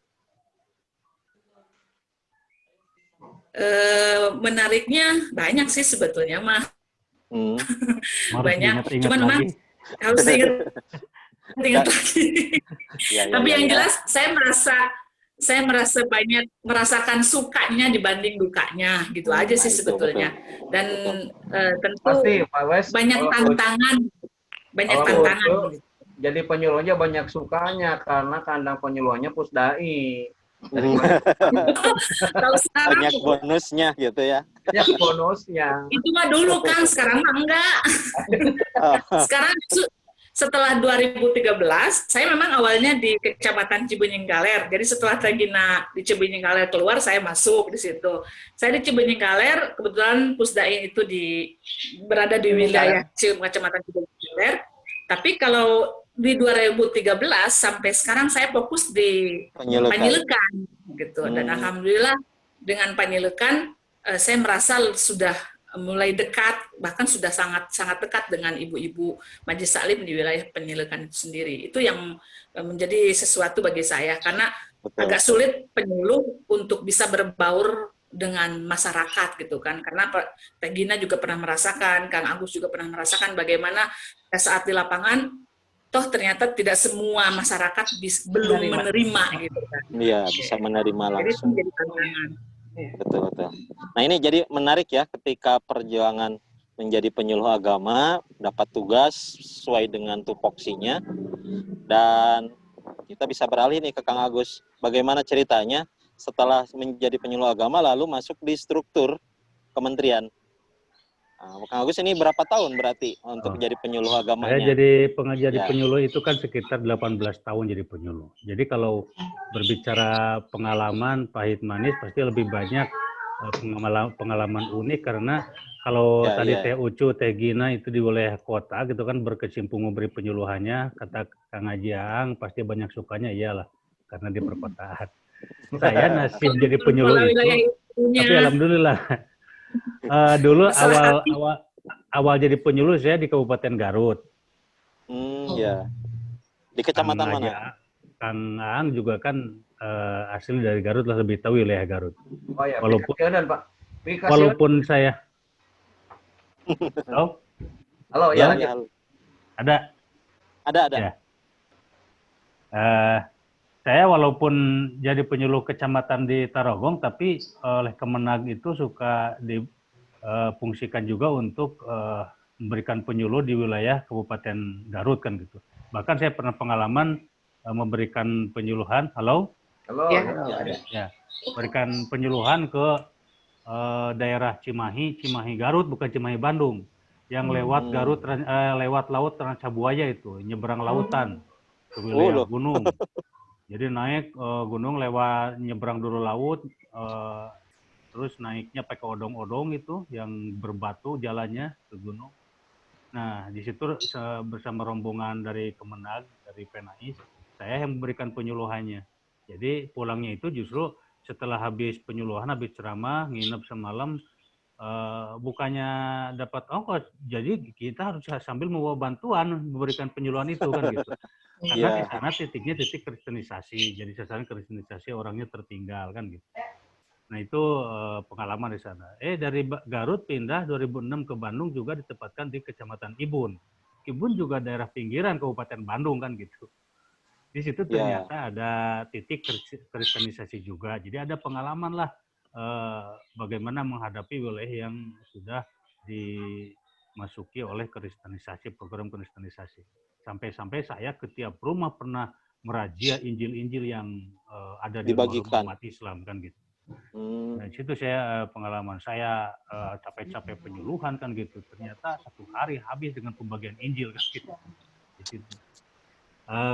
Kemudian pengalaman jadi penyuluh, memang saya ditempatkan di titik yang selalu ada titik kristenisasinya. Bahkan di Kabupaten Bandung pernah ada, di Cimaung ada titik kristenisasi. Di situ bagaimana dakwah di sana, tidak hanya ceramah, tidak cukup dengan ceramah. Saya dulu menginisiasi di Kabupaten Bandung, di antara semua para penyuluh mengumpulkan bantuan pakaian layak pakai, kan gitu, uang, sembako, bawa sana. Jadi dakwahnya sudah bukan lagi dengan teriak-teriak dalil kan gitu, tapi dengan membawa bantuan-bantuan. Nah seperti itulah, makanya saya tadi bilang namanya jadi penyuluh itu sangat kompleks permasalahan dan kebutuhan di masyarakat. Makanya disitulah manfaatnya tentang metodologi dakwah gitu kan, yang diajarkan di KPI. Mengapa? Sebab berbagai metode dalam dakwah itu manfaat untuk direalisasikan oleh penyuluh di lapangan. Betul. Karena di tempat-tempat yang berbeda itu pasti membutuhkan metode-metode yang berbeda juga. Berbeda juga. Misalnya kebutuhannya juga beragam di masyarakat. Begitu. Dari kemudian Kabupaten Bandung pindah nanti terus kemudian saya jadi penyuluh di Kecamatan Cileunyi. Nah di Kecamatan Cileunyi saya terakhir jadi penyuluh.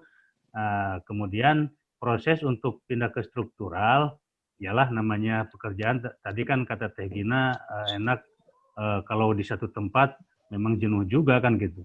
Di satu titik bekerja itu yang lebih dinamis itu harus ada penyegaran-penyegaran minimal tempat. Itu ada pengaruh ke suasana hati dalam kerja kita kan gitu. Pindah tempat atau pindah ruang, pindah posisi itu membawa pengaruh terhadap semangat kerja. Nah, pindah istri. Ini khusus buat ketua jurusan saja. Wakawani. Oh, wakawani. Wakaboga merenah dan wakawani. Aneh alumni KPI. Alumni KPI, mama salahnya tadi di beja-beja wungkul kan gitu. Nyawa-nyawa kena koran weh. Kena koran, riweuh jadina. Nah, terus di situ pasti kan namanya orang sudah masuk dalam dunia kerja, pastilah manusiawi ada keinginan untuk berkarir kan gitu. Saya juga karena sudah lama kan menggeluti penyuluh, pengen pindah posisi untuk memiliki penyegaran atau merasakan penyegaran dalam dunia kerja baru. Sehingga di situ kan ada mekanisme yang harus ditempuh melalui open bidding, melalui tes uji kompetensi segala macam saya ikuti kan gitu untuk masuk ke struktural. Dan alhamdulillah ada bagian dari Allah kan gitu, di situ diberikan jalan dan kepercayaan dari pimpinan untuk promosi dicari di mana yang kosong, dan saat itu yang kosong di Kota Banjar, yang lain semua sudah penuh-penuh, yang sudah dimanapun ditempatkan alhamdulillah saya siap. Dan saat ini sekarang di Kota Banjar saya menduduki sebagai kasih pendidikan Islam, Pendis ya, istilahnya itu kasih Pendis. Pendis itu membawahi 3 wilayah kerja, madrasah, pontren, kemudian PAI dan PAI. Kalau di kemana kabupaten kota lain itu kan jadi 3 seksi, 3 kasih kan gitu, kasih madrasah, kasih pontren, kasih PAI. Nah di sini disatukan kasihnya, jadi saya memegang 3 wilayah kerja. Wah, proyeknya banyak berarti ini. Ya, banyak kerjaannya. Banyak Makanya pahalanya. saya ada satu kali menduduki, saya sudah melewati 3 seksi saat ini kan gitu, alhamdulillah. Iya. Baik, ini yang bagian terakhir lah di sesi tanya jawab ini. Kira-kira apa saran-sarannya dari Kang Agus? Nanti berlanjut juga ke Teh Ucu dan Teh Gina untuk teman-teman mahasiswa KPI dan juga alumni mungkin yang ingin masuk di dunia profesi sebagai penyuluh agama dan kemudian nanti masuk di struktur. Apa yang harus disiapkan sebelum kemudian masuk daftar di situ? Coba saya dulu. Mangga, Kang Gus dulu. Oh, kalau pesan ialah sederhana menurut saya dan itu sudah ada pada kita masing-masing kepada teman-temanku yang sekarang masih menjadi status mahasiswa-mahasiswi di KPI atau siapapun yang menjadi alumni KPI. Kalau punya keinginan memiliki profesi sebagai penyuluh atau sebagai dai yang saat ini tengah saya rasakan dan saya geluti, walaupun jadi kasih pendis, tapi tetap dunia dakwah itu menjadi satu tugas tersendiri kan gitu dan masih terlaksana. Jadi pertama ingin saya pesankan paling pokok, paling utama jadi seorang dai itu dari sekarang membiasakan dan melatih diri dulu, mengolah diri untuk punya karakter yang baik, akhlakul karimah yang baik. Yeah. Mengapa itu bekal paling utama? Sebab yang namanya dai itu, namanya penyuluh, bukan hanya transfer knowledge kan gitu. Kita hanya mentransfer ilmu pengetahuan saja membuat orang pintar. Tapi yang prioritas, yang utama, yang paling dibutuhkan di masyarakat itu adalah transfer value kan gitu. Mentransfer nilai bagaimana masyarakat supaya jadi orang benar, bukan hanya orang pinter, dan itu memerlukan keteladanan, contoh dari kita. Kalau sudah jadi penyuluh, jadi di masyarakat, jadi penyuluh, gerak-gerik kita siang malam 24 jam itu jadi perhatian, jadi contoh buat masyarakat. Makanya akhlak itu harus paling dimiliki atau menjadi pribadi kita, akhlakul karimah untuk keseharian, supaya menjadi contoh. Jadi masyarakat bagaimana mengikuti atau tidak mengikuti adalah melihat gerak-gerik kita. Makanya kata Rasulullah, lisanul hal afsahu min lisanil maqal. Perilaku itu, ceramah, dakwah dengan perbuatan itu lebih tajam daripada ceramah atau dakwah dengan lisan, dengan kata-kata. Nah, kemudian pesan yang kedua singkat saja, yang kedua untuk menjadi dai atau menjadi penyuluh, yang tadi saya sampaikan, perbanyak wawasan. Yang kedua, fokuskan bahwa kita ingin menjadi apa, sehingga melatih, mengolah skillnya itu, fokuskan itu ke sana. Jangan sampai kita tidak jelas cita-cita ingin jadi dai, tapi sehari-hari tidur, main, apa yang diolah dari diri kita kan gitu. Jadi berdayakan diri, olah diri, kemudian perbanyak wawasan. Itu saja pesan saya. Baik, silakan terima kasih. oleh Ibu Haji Ucu. Mangga Teh Ucu. Oke. Kalau saya sih pesannya kepada kepada mahasiswa KPI khususnya, bagi yang memiliki orientasi untuk menjadi penyuluh, tidak perlu khawatir kalau misalkan pada saat ini belum memiliki kemampuan untuk bisa ceramah. Karena pada dasarnya itu bisa dan sangat bisa untuk memiliki kemampuan itu dengan dasar kita mau belajar. Itu yang terjadi pada diri saya. Jadi jangan merasa khawatir atau apalagi punya pikiran bahwa saya masuk ke KPI terdampar, kira-kira begitu. Justru maksimalkan kuliahnya, pahami materi-materi yang disampaikan dalam perkuliahan, karena itu akan sangat berisi sekali dengan pada saat kita di lapangan nantinya. Nah, untuk menjadi penyuluh sendiri itu bisa berkomunikasi dengan pihak Kementerian Agama, karena biasanya ada semacam sosialisasi penerimaan penyuluh agama honorer, gitu ya. Dan sekarang aturannya kontraknya kalau nggak salah 3 atau 5 tahun, setelah itu baru dibuka lagi. Nah, untuk menjadi penyuluh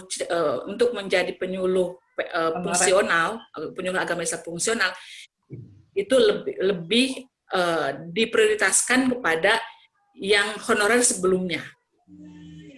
Halo? Halo, ya, ada. Oke. Jadi harus mengikuti alurnya, ikut dulu menjadi penyuluh agama non-PNS kalau bahasa sekarang, tapi sebelumnya ada semacam pendataan, kemudian pemberkasan, kemudian ada tes dan wawancara. Setelah keterima nanti menjadi penyuluh agama honorer atau penyuluh agama non-PNS. Nah, itu jangan melihat berapa gajinya, karena sebetulnya kalau melihat gaji atau ujrohnya itu sebetulnya kalau untuk ukuran hari ini tidak ini ya, hanya 1 juta rupiah 1 bulan. Tetapi dibanding dengan zaman saya dulu waktu menjadi honorer itu hanya 40.000 rupiah atau 60.000 rupiah gitu ya. Jadi yang penting masuk dulu pada menjadi penyuluh agama non PNS. Nanti seiring dengan waktu biasanya ada informasi untuk formasi penyuluh agama Islam fungsional. Jadi sebelum mengambil dari yang lain, maka yang diprioritaskan adalah jalur penyuluh agama non-PNS. Dan berita baik bahwa untuk Kementerian Agama Kota Bandung, justru yang daftar menjadi penyuluh agama non-PNS itu diprioritaskan yang jurusan dakwah, atau dalam hal ini lebih ke KPI. Gitu Kang Aang infonya. Jadi jangan merasa khawatir gitu. Itu akan menjadi skala prioritas bagi yang jurusan KPI, jikapun ini paling tidak yang jurusan dirosah gitu. Jadi insya Allah jangan pernah putus harapan, karena saya juga tidak berpikir kalau saya akan masuk di lingkungan Kementerian Agama Kota Bandung. Saya jauh-jauh dari Banten, saya nggak kepikiran kalau pada akhirnya saya menjadi PNS di lingkungan Kementerian Agama Kota Bandung. Saya kira itu Kang Aang. Baik, terima kasih. Oke. Ya. Ke Teh Gina, mangga silakan. Mungkin menambahkan dari Pak Agus dan Bu Ucu, setiap penyuluh agama honorer tiap kecamatan itu jatahnya 8 orang. Jadi ya 8 orang. Jadi kalau misalnya Kota Bandung orang, ya. 30 kali 8 240 orang gitu jatah. Ya, setiap kota kabupaten itu, setiap kecamatan itu pokoknya ada jatahnya 8 orang. Dan se-Indonesia ya, dan ya bagusnya kalau misalnya domisili KTP setempat gitu, tapi tidak apa-apa ya bisa. Terus mungkin untuk para mahasiswa dan alumni itu diharapkan, kalau menurut saya dari sekarang mulai aktif di organisasi, misalnya di MUI atau ormas Islam apapun gitu, jadi minimal pengurus DKM lah. Jadi kalau misalnya mereka aktif dari sekarang, nanti aktivitas di masyarakat itu sudah terbiasa gitu. Nantinya juga untuk ikut dalam kegiatan dakwah di masyarakat itu ya gampang mudah gitu, karena memang penyuluh pasti nanti di masyarakat turunnya. Ya. Jadi kalau misalnya dari sekarang dari mahasiswa di DKM sudah aktif jadi remaja masjid atau apapun itu, ya lebih gampang untuk nanti di masyarakat. Mungkin itu tambahannya. Iya. Pak Wes, halo? Pak Wesnya nggak ada. Halo? Halo Pak Wes? Oke. Ya. Pak Wes? Ya Pak. Ya. Mana Pak Wes? Aduh. Kesempatannya lain kalau mau yang bertanya. Nah, mangga. Silakan. Ini barusan untuk siapa? Habis ini kan ada ini ya partisipan yang bergabung dengan kita. Ada Bu Nirna, kemudian juga ada Bu Mimin, kemudian juga ada Pak Ahmad Zaini, ini dari Kudus ya. Ada Pak Muhammad Ali Nur Hidayat, Pak Rodana. Saya ingin pesankan juga ini, kalau tadi sama Ibu Ucu atau Ibu Gina terfokus bagaimana untuk menjadi penyuluh ya. Menurut saya kalau ini juga untuk para mahasiswa jangan terlalu terfokus, tersugesti untuk menjadi PNS atau penyuluh. Kalau mengolah diri, punya skill dalam public speaking, punya kemampuan ceramah, pidato, ya sudah kembangkan saja, tidak harus menjadi penyuluh. Jadi mubalik jadi dai juga sekarang itu sangat mulia dan mensejahterakan masyarakat, mensejahterakan profesinya. Yang penting olah diri aja. Betul. Jadi fokusnya di pengembangan dirinya itu ya, Kang Gus. Ya, pengembangan diri saja. Tidak di posisi ya. Itu hanya posisi formalitas saja kan gitu. Dimanapun sebagai dai itu akan sangat bermanfaat di masyarakat. Yang penting kita menurut kata Kang itu punya ciri khas, punya hal yang dibutuhkan di masyarakat, sehingga apapun profesi kita akan dibutuhkan dan sangat bermanfaat di masyarakat. Tidak harus jadi PNS kan. Baik. Oke, saya Pak Wes mau bertanya Pak Wes nih bagi yang ketiganya. Oh, mangga. Bagi Iya. narasumber.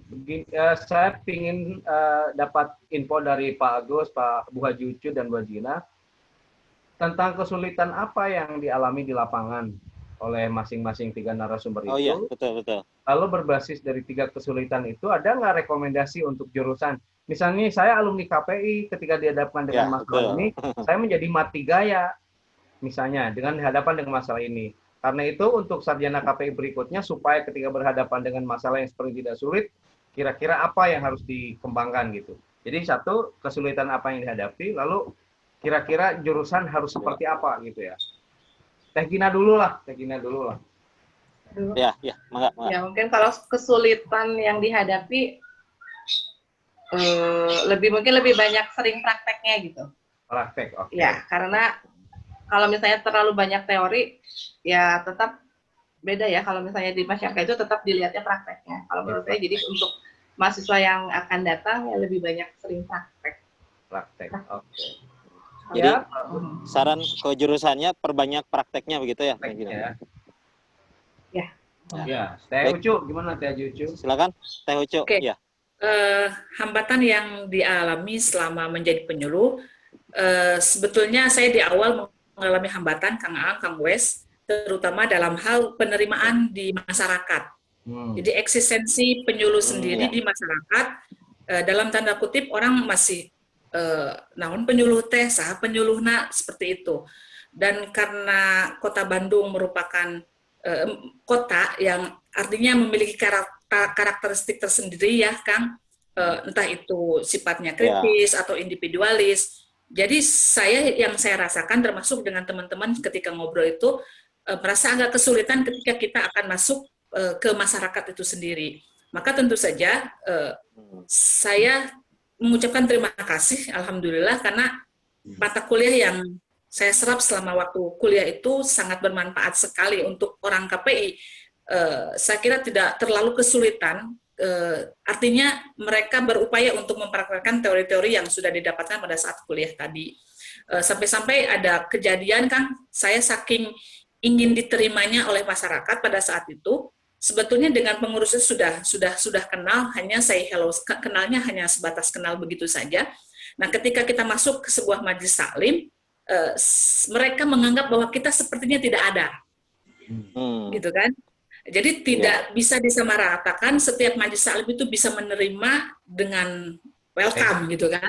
Oke, maka saya mencoba, wah kalau gitu caranya saya, karena memang saya termasuk orang yang tidak mau pakai baju PNS ya Kang ya, jadi saya seperti baju biasa saja. Akhirnya sampai-sampai saya menggunakan baju besi dengan menggunakan label nama, dan itu lagi-lagi itu ternyata tidak terlalu banyak pengaruhnya Kang Wes. Akhirnya saya mencoba mencari inovasi-inovasi yang selama ini mereka belum mendapatkan. Maka pada saat itu waktu saya di Cibenying Kaler tuh, karena kebetulan kan domisili saya sangat jauh dengan Cibenying Kaler. Tapi awalnya sih saya berharap ketika saya di Pusdai dulu, setidaknya mereka pernah melihat wajah saya berharap komunikasinya akan lebih bagus, tapi ternyata tidak sesuai dengan ekspektasi saya pada saat itu. Akhirnya saya membuat inovasi di mana di Majelis Taklim itu tidak pernah diselenggarakan misalkan baca tulis Quran. Kalaupun diselenggarakan bersifatnya hanya ya seperti yang biasa-biasa. Akhirnya saya mencari atau meningkatkan kemampuan saya dalam BTQ dengan menggunakan fantasin, metode asyarah. Dan itu cukup menarik. Akhirnya seiring dengan waktu mereka baru bisa menerima. Gitu. Terus ketika kita mengalami hambatan itu, saya kemudian mencari strategi. Sepertinya saya harus dekat dengan kader Kang, kader PKK. Karena kader PKK juga merupakan jamaah Majelis Taklim. Jadi kalau kita sudah terhubung, ya kan, antara kita dengan kader, yang saya rasakan itu sangat enak sekali Kang Wes. Gitu kan, sehingga bukan hanya di wilayah Majelis Taklim keterhubungannya, tapi juga ketika ada kegiatan-kegiatan baik di kelurahan ataupun di kecamatan, mereka hampir selalu berkomunikasi dengan kita, bahkan mereka tidak jarang mengundang kita menjadi sebagai narasumber gitu pada kegiatan-kegiatan di PKK itu sendiri gitu. Itu perlu sekali diberikan bekal pada mahasiswa untuk bagaimana bisa menginovasi gitu kan. Jadi tidak stuck di situ saja ketika menghadapi keadaan seperti itu kemudian ada kata menyerah. Tapi karena alhamdulillah saya mungkin basicnya kan dari KPI, jadi saya berusaha untuk menginovasi itu. Gitu Kang. Betul. Agus, berikutnya Kang Agus. Oh ya, terima kasih. Tadi mau mengomentari dulu sedikit dari Bu Haji Ucu tentang masalah kata penyuluh yang belum familiar di masyarakat sehingga sulit atau lamban untuk diterima karena memang masyarakat itu lebih kenalnya dengan penyuluh KB, penyuluh pertanian kan kayak gitu. Kalau penyuluh gitu ya. Penyuluh. Kalau untuk agama itu kan lebih familiar jadi dai, mubaligo, ustadzah itu lebih familiar. Memang perlu sosialisasi yang lama juga untuk mengenalkan dan beradaptasi masyarakat dengan istilah penyuluh agama. Itu saja.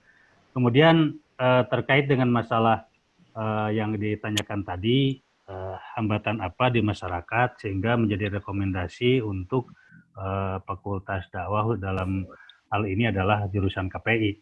Salah satunya saja hambatan yang pernah saya alami di masyarakat itu ketika jadi penyuluh adalah menghadapi kelompok yang terindikasi masuk atau sudah terkontaminasi aliran sesat kan seperti itu. Mereka dalam kehidupannya sangat tertutup, tidak campur dengan lingkungan masyarakat umum, ajaran agamanya juga tertutup, tidak terbuka, sehingga kita sulit untuk berkomunikasi, sulit untuk menggali, bahkan mendeteksi sejauh mana ajarannya yang mereka jalankan, seperti apa ibadahnya. Mengapa sulit? Karena komunikasi juga susah, mereka tidak bergaul dengan masyarakat. Ya. Nah, dengan hambatan seperti ini perlu Fakultas Dakwah dalam konteks ini dari jurusan KPI di keilmuan mana atau dalam disiplin apa dalam mata kuliah apa bisa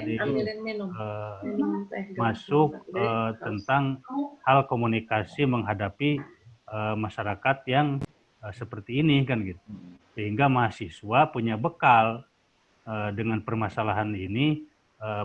Mahasiswa tidak asing lagi nanti ketika berhadapan, sebab masalah ini pasti akan ditemui lagi setiap periode, setiap tahun, karena aliran sesat itu tidak pernah berhenti, tidak pernah mati, akan terus berkembang dalam bentuk dan model yang baru kan.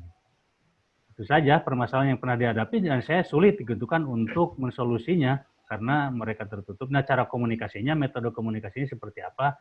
Ya, saya rekomendasikan bagaimana KPI untuk mengemas keilmuannya atau teorinya seperti apa di kampus. Itu saja. Terima kasih. Oke. Terima kasih. Jadi saya dari Teh Gina masukannya bahwa bobot teoritik dan praktik untuk mata kuliah di KPI diseimbangkan dan dengan KKNI Kurikulum Nasional Indonesia, kualifikasi kurikulum nasional sekarang sudah dibangun keseimbangan antara teori dengan praktek. Jadi kita tidak terlalu banyak teori, sekarang lebih banyak praktiknya. Kemudian yang kedua dari elaborasi dari Teh Ucu bahwa betul mahasiswa kita harus dibekali kerangka pikir yang opsional gitu. Jadi scientific problem solving. Ketika berhadapan dengan problem di lapangan, mereka harus punya kerangka pikir yang bernuansa saintifik untuk mensolusi problem itu. Ajaran dari Teh Ucu tadi bahwa setiap mahasiswa harus kaya inovasi. Nah ini kita basic keilmuannya sudah berada pada mata kuliah logika saintifik. Jadi bagaimana mahasiswa ketika berhadapan dengan masalah, dia bisa menggunakan pendekatan saintifik untuk mensolusi masalah. Dan yang juga saya rasakan di lapangan, betul apa yang disampaikan oleh Pak Haji Agus, bahwa ketika berhadapan dengan aliran sesat, jangankan aliran sesat, sekarang misalnya perbedaan pemikiran ala-ala Timur Tengah yang sekarang sedang ramai, media sosial itu juga menjadi hambatan. Karena itu insya Allah mahasiswa kita sudah diajari nanti peta pemikiran keislaman. Jadi ketika peta pemikiran keislaman dalam mata kuliah pengantar studi Islam sudah bisa dipetakan, lalu mereka akan kaya wawasan nanti. Jadi insya Allah sarjana kita tidak akan menjadi sarjana yang hitam putih, tetapi sarjana yang wafum wal maklum atas berbagai macam perbedaan. Tetapi betul juga sedang kita pikirkan bersama Pak Jagus, bagaimana kita bisa berhadapan dengan entitas aliran-aliran tertentu yang terlalu percaya diri, mereka yang paling benar, yang paling hebat, dan kita bisa berkomunikasi dengan mereka. Insya Allah nanti kita kembangkan dalam mata kuliah, meskipun kita sudah ada perbandingan dakwah, mata kuliah perbandingan dakwah, dakwah antar budaya, dan lain sebagainya, itu sudah kita ajarkan. Dan mungkin penajamannya di arah sana. Itu Pak Wes mungkin ya. Betul. Terima kasih Ya, Pak. mungkin Kang Ang, punten, untuk konseling sendiri juga harus lebih dimaksimalkan teori-teori konseling, karena pada dasarnya di lapangan akan bersentuhan. Perlu juga ya, betul. Perlu juga kompetensi konseling. Sangat perlu yang saya rasakan begitu. Iya. Baik, terima kasih Pak. Ya. Kita beri kesempatan ke partisipan satu orang. Kita masih ada waktu sekitar 6 menit lagi ini sampai jam 3. Barangkali ada yang mau menyampaikan pendapatnya, berbagi informasi. Kalau di chat itu banyaknya apresiasi ya ini. Dari Pak Nana. Bu Nana atau Pak Nana? Restiana. Bu Nana, Ibu Nana. Bu Nana, oh ya Bu Nana. Pokoknya KPI is the best, luar biasa. Bu Nana itu rajamnya dengan saya. Oh iya. Rajamnya bareng dengan saya. UIN SGD Bandung hebat. Dapat mengadakan talk show series 7. Terima kasih Bu Radana. Kemudian Bu Rahmi, pengalaman yang sangat senang ketemu beberapa penyuluh, alhamdulillah. Pak Ahmad Zaini juga mantap, KPU UIN SGD Bandung, Kang Aang sama Kang Wes. Mungkin ada yang mau berbagi? Silakan. Boleh. Ini ada Teh Nirna. Boleh, Pak. Semangat. Ya, boleh, Pak. Semangat Teh Nirna, ya. Ya. Assalamualaikum warahmatullahi wabarakatuh. Waalaikumsalam warahmatullahi wabarakatuh. Nuhun Teh Ucu, Teh Gina, sahabat kami semua, wabil khusus Pak Haji Aang, sareng Kang Agus, wilujeng tepang di media. Alhamdulillah. Saya sebetulnya menjadi KPI di UIN Bandung waktu di pasca sarjana, karena dulu waktu di S1-nya saya di Asyafiyah Jakarta. Ngambilnya dulu sama di KPI, namun yang memang perlu direkomendasikan ke jurusan. Berdasarkan pengalaman saya dulu, mengapa saya bisa masuk ke masyarakat. Dulu tuh masyarakat Betawi yang notabene yang suka mengadakan ratiban, tahlilan, sholawatan. Nah, karena dulu saya dibesarkan di Ciamis dan di Tasik yang di IAIC di ya di Cipasung itu dulu 1 tahun belajar untuk itu karena memang orientasi saya ingin menjadi mubalighah awalnya. Terus kemudian saya juga ikut di Uninus waktu itu. Jadi sebelum masuk ke KPI itu saya kalau ada liburan sekolah suka ikut-ikut kegiatan kampus mahasiswa yang diadakan oleh mahasiswa gitu kan. Nah, yang saya lihat dari alumni UIN saat ini, remaja-remaja yang masuk di KPI itu jarang bisa masuk ke situ. Contoh, ketika piwarang mimpin tahlil, itu tidak semua bisa. Orang marhabaan, tidak semua bisa. Nah, profesi saya dulu, saya masuknya ke situ. Jadi, sebelum menjadi PNS pun, saya sudah bisa diterima oleh masyarakat. Sehingga ketika di Bandung, saya pindah ke Bandung pun, demikian yang bisa saya pakai. Jadi, sebetulnya kalau mahasiswa mempunyai ciri khas, memang potensi itu yang perlu digali. Meskipun tidak orientasi menjadi PNS, saya yakin akan menjadikan sebuah lahan untuk pekerjaan lagi gitu Pak Wes, artinya bisa menjadi sumber nafkah gitu kan. Orientasi PNS memang sekarang sangat susah dan sulit, kuotanya juga sangat sedikit, kompetisinya juga luar biasa di rekrutmennya. Beda dengan paradigma kita dulu gitu kan. Saya prosesnya bukan dari honorer juga, saya melalui penjaringan CPNS di Kanwil DKI Jakarta dulu.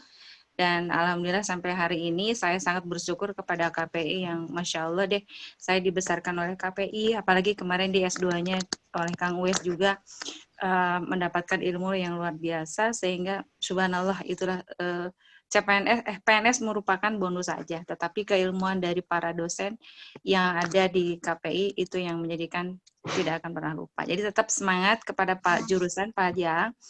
Jika memang ada mahasiswa yang mempunyai ciri khas karakteristik dari daerah apapun, itu yang dimotivasi kepada para mahasiswa untuk bisa menjadi bekal di masyarakat.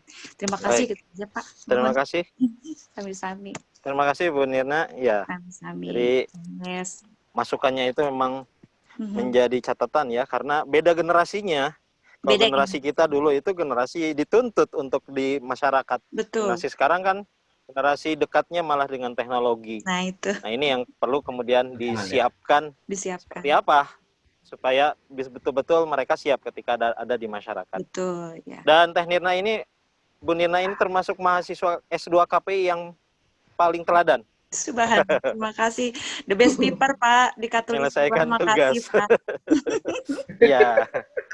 Baik, karena waktu kita sudah habis ya, sampai jam 3. Ini saya ucapkan terima kasih kepada para narasumber kita, kemudian juga kepada para partisipan. Insya Allah ini talkshow series, Bu Nina dan teman-teman yang lainnya. Siap. Jadi tiap minggu, setiap hari Kamis siang kita mengadakan secara rutin. Siap. Dan sudah seri ke-7 ini.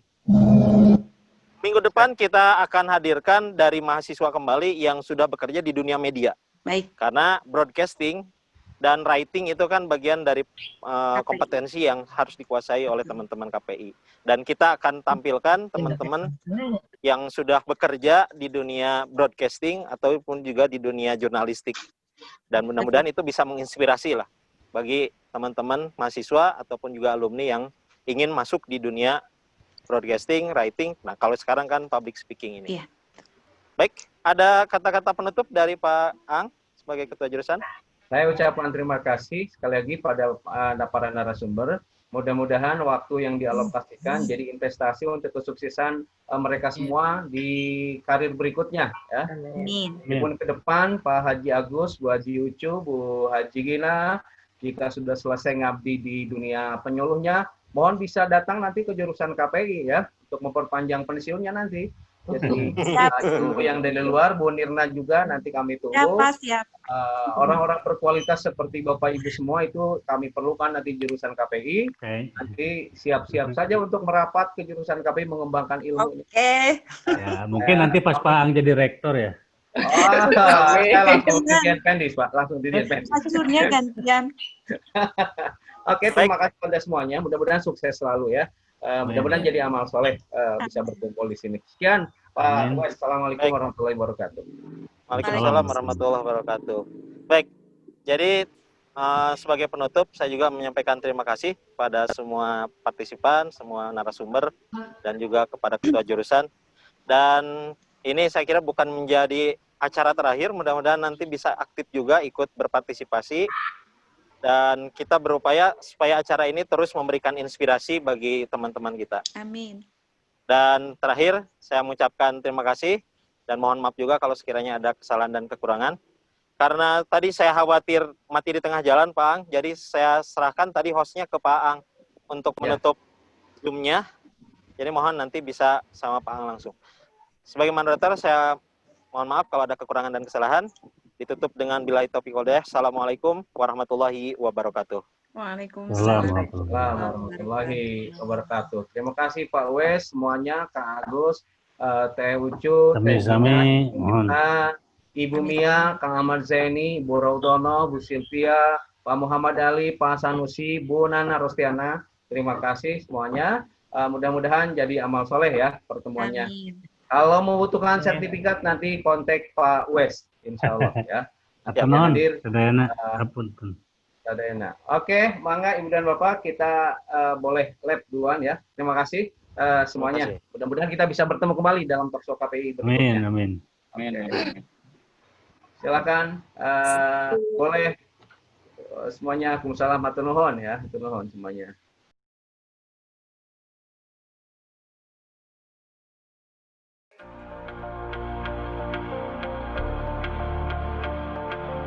Jurusan Komunikasi Penyiaran Islam atau KPI adalah salah satu jurusan yang berada di bawah naungan Fakultas Dakwah dan Komunikasi di Universitas Islam Negeri Sunan Gunung Jati Bandung.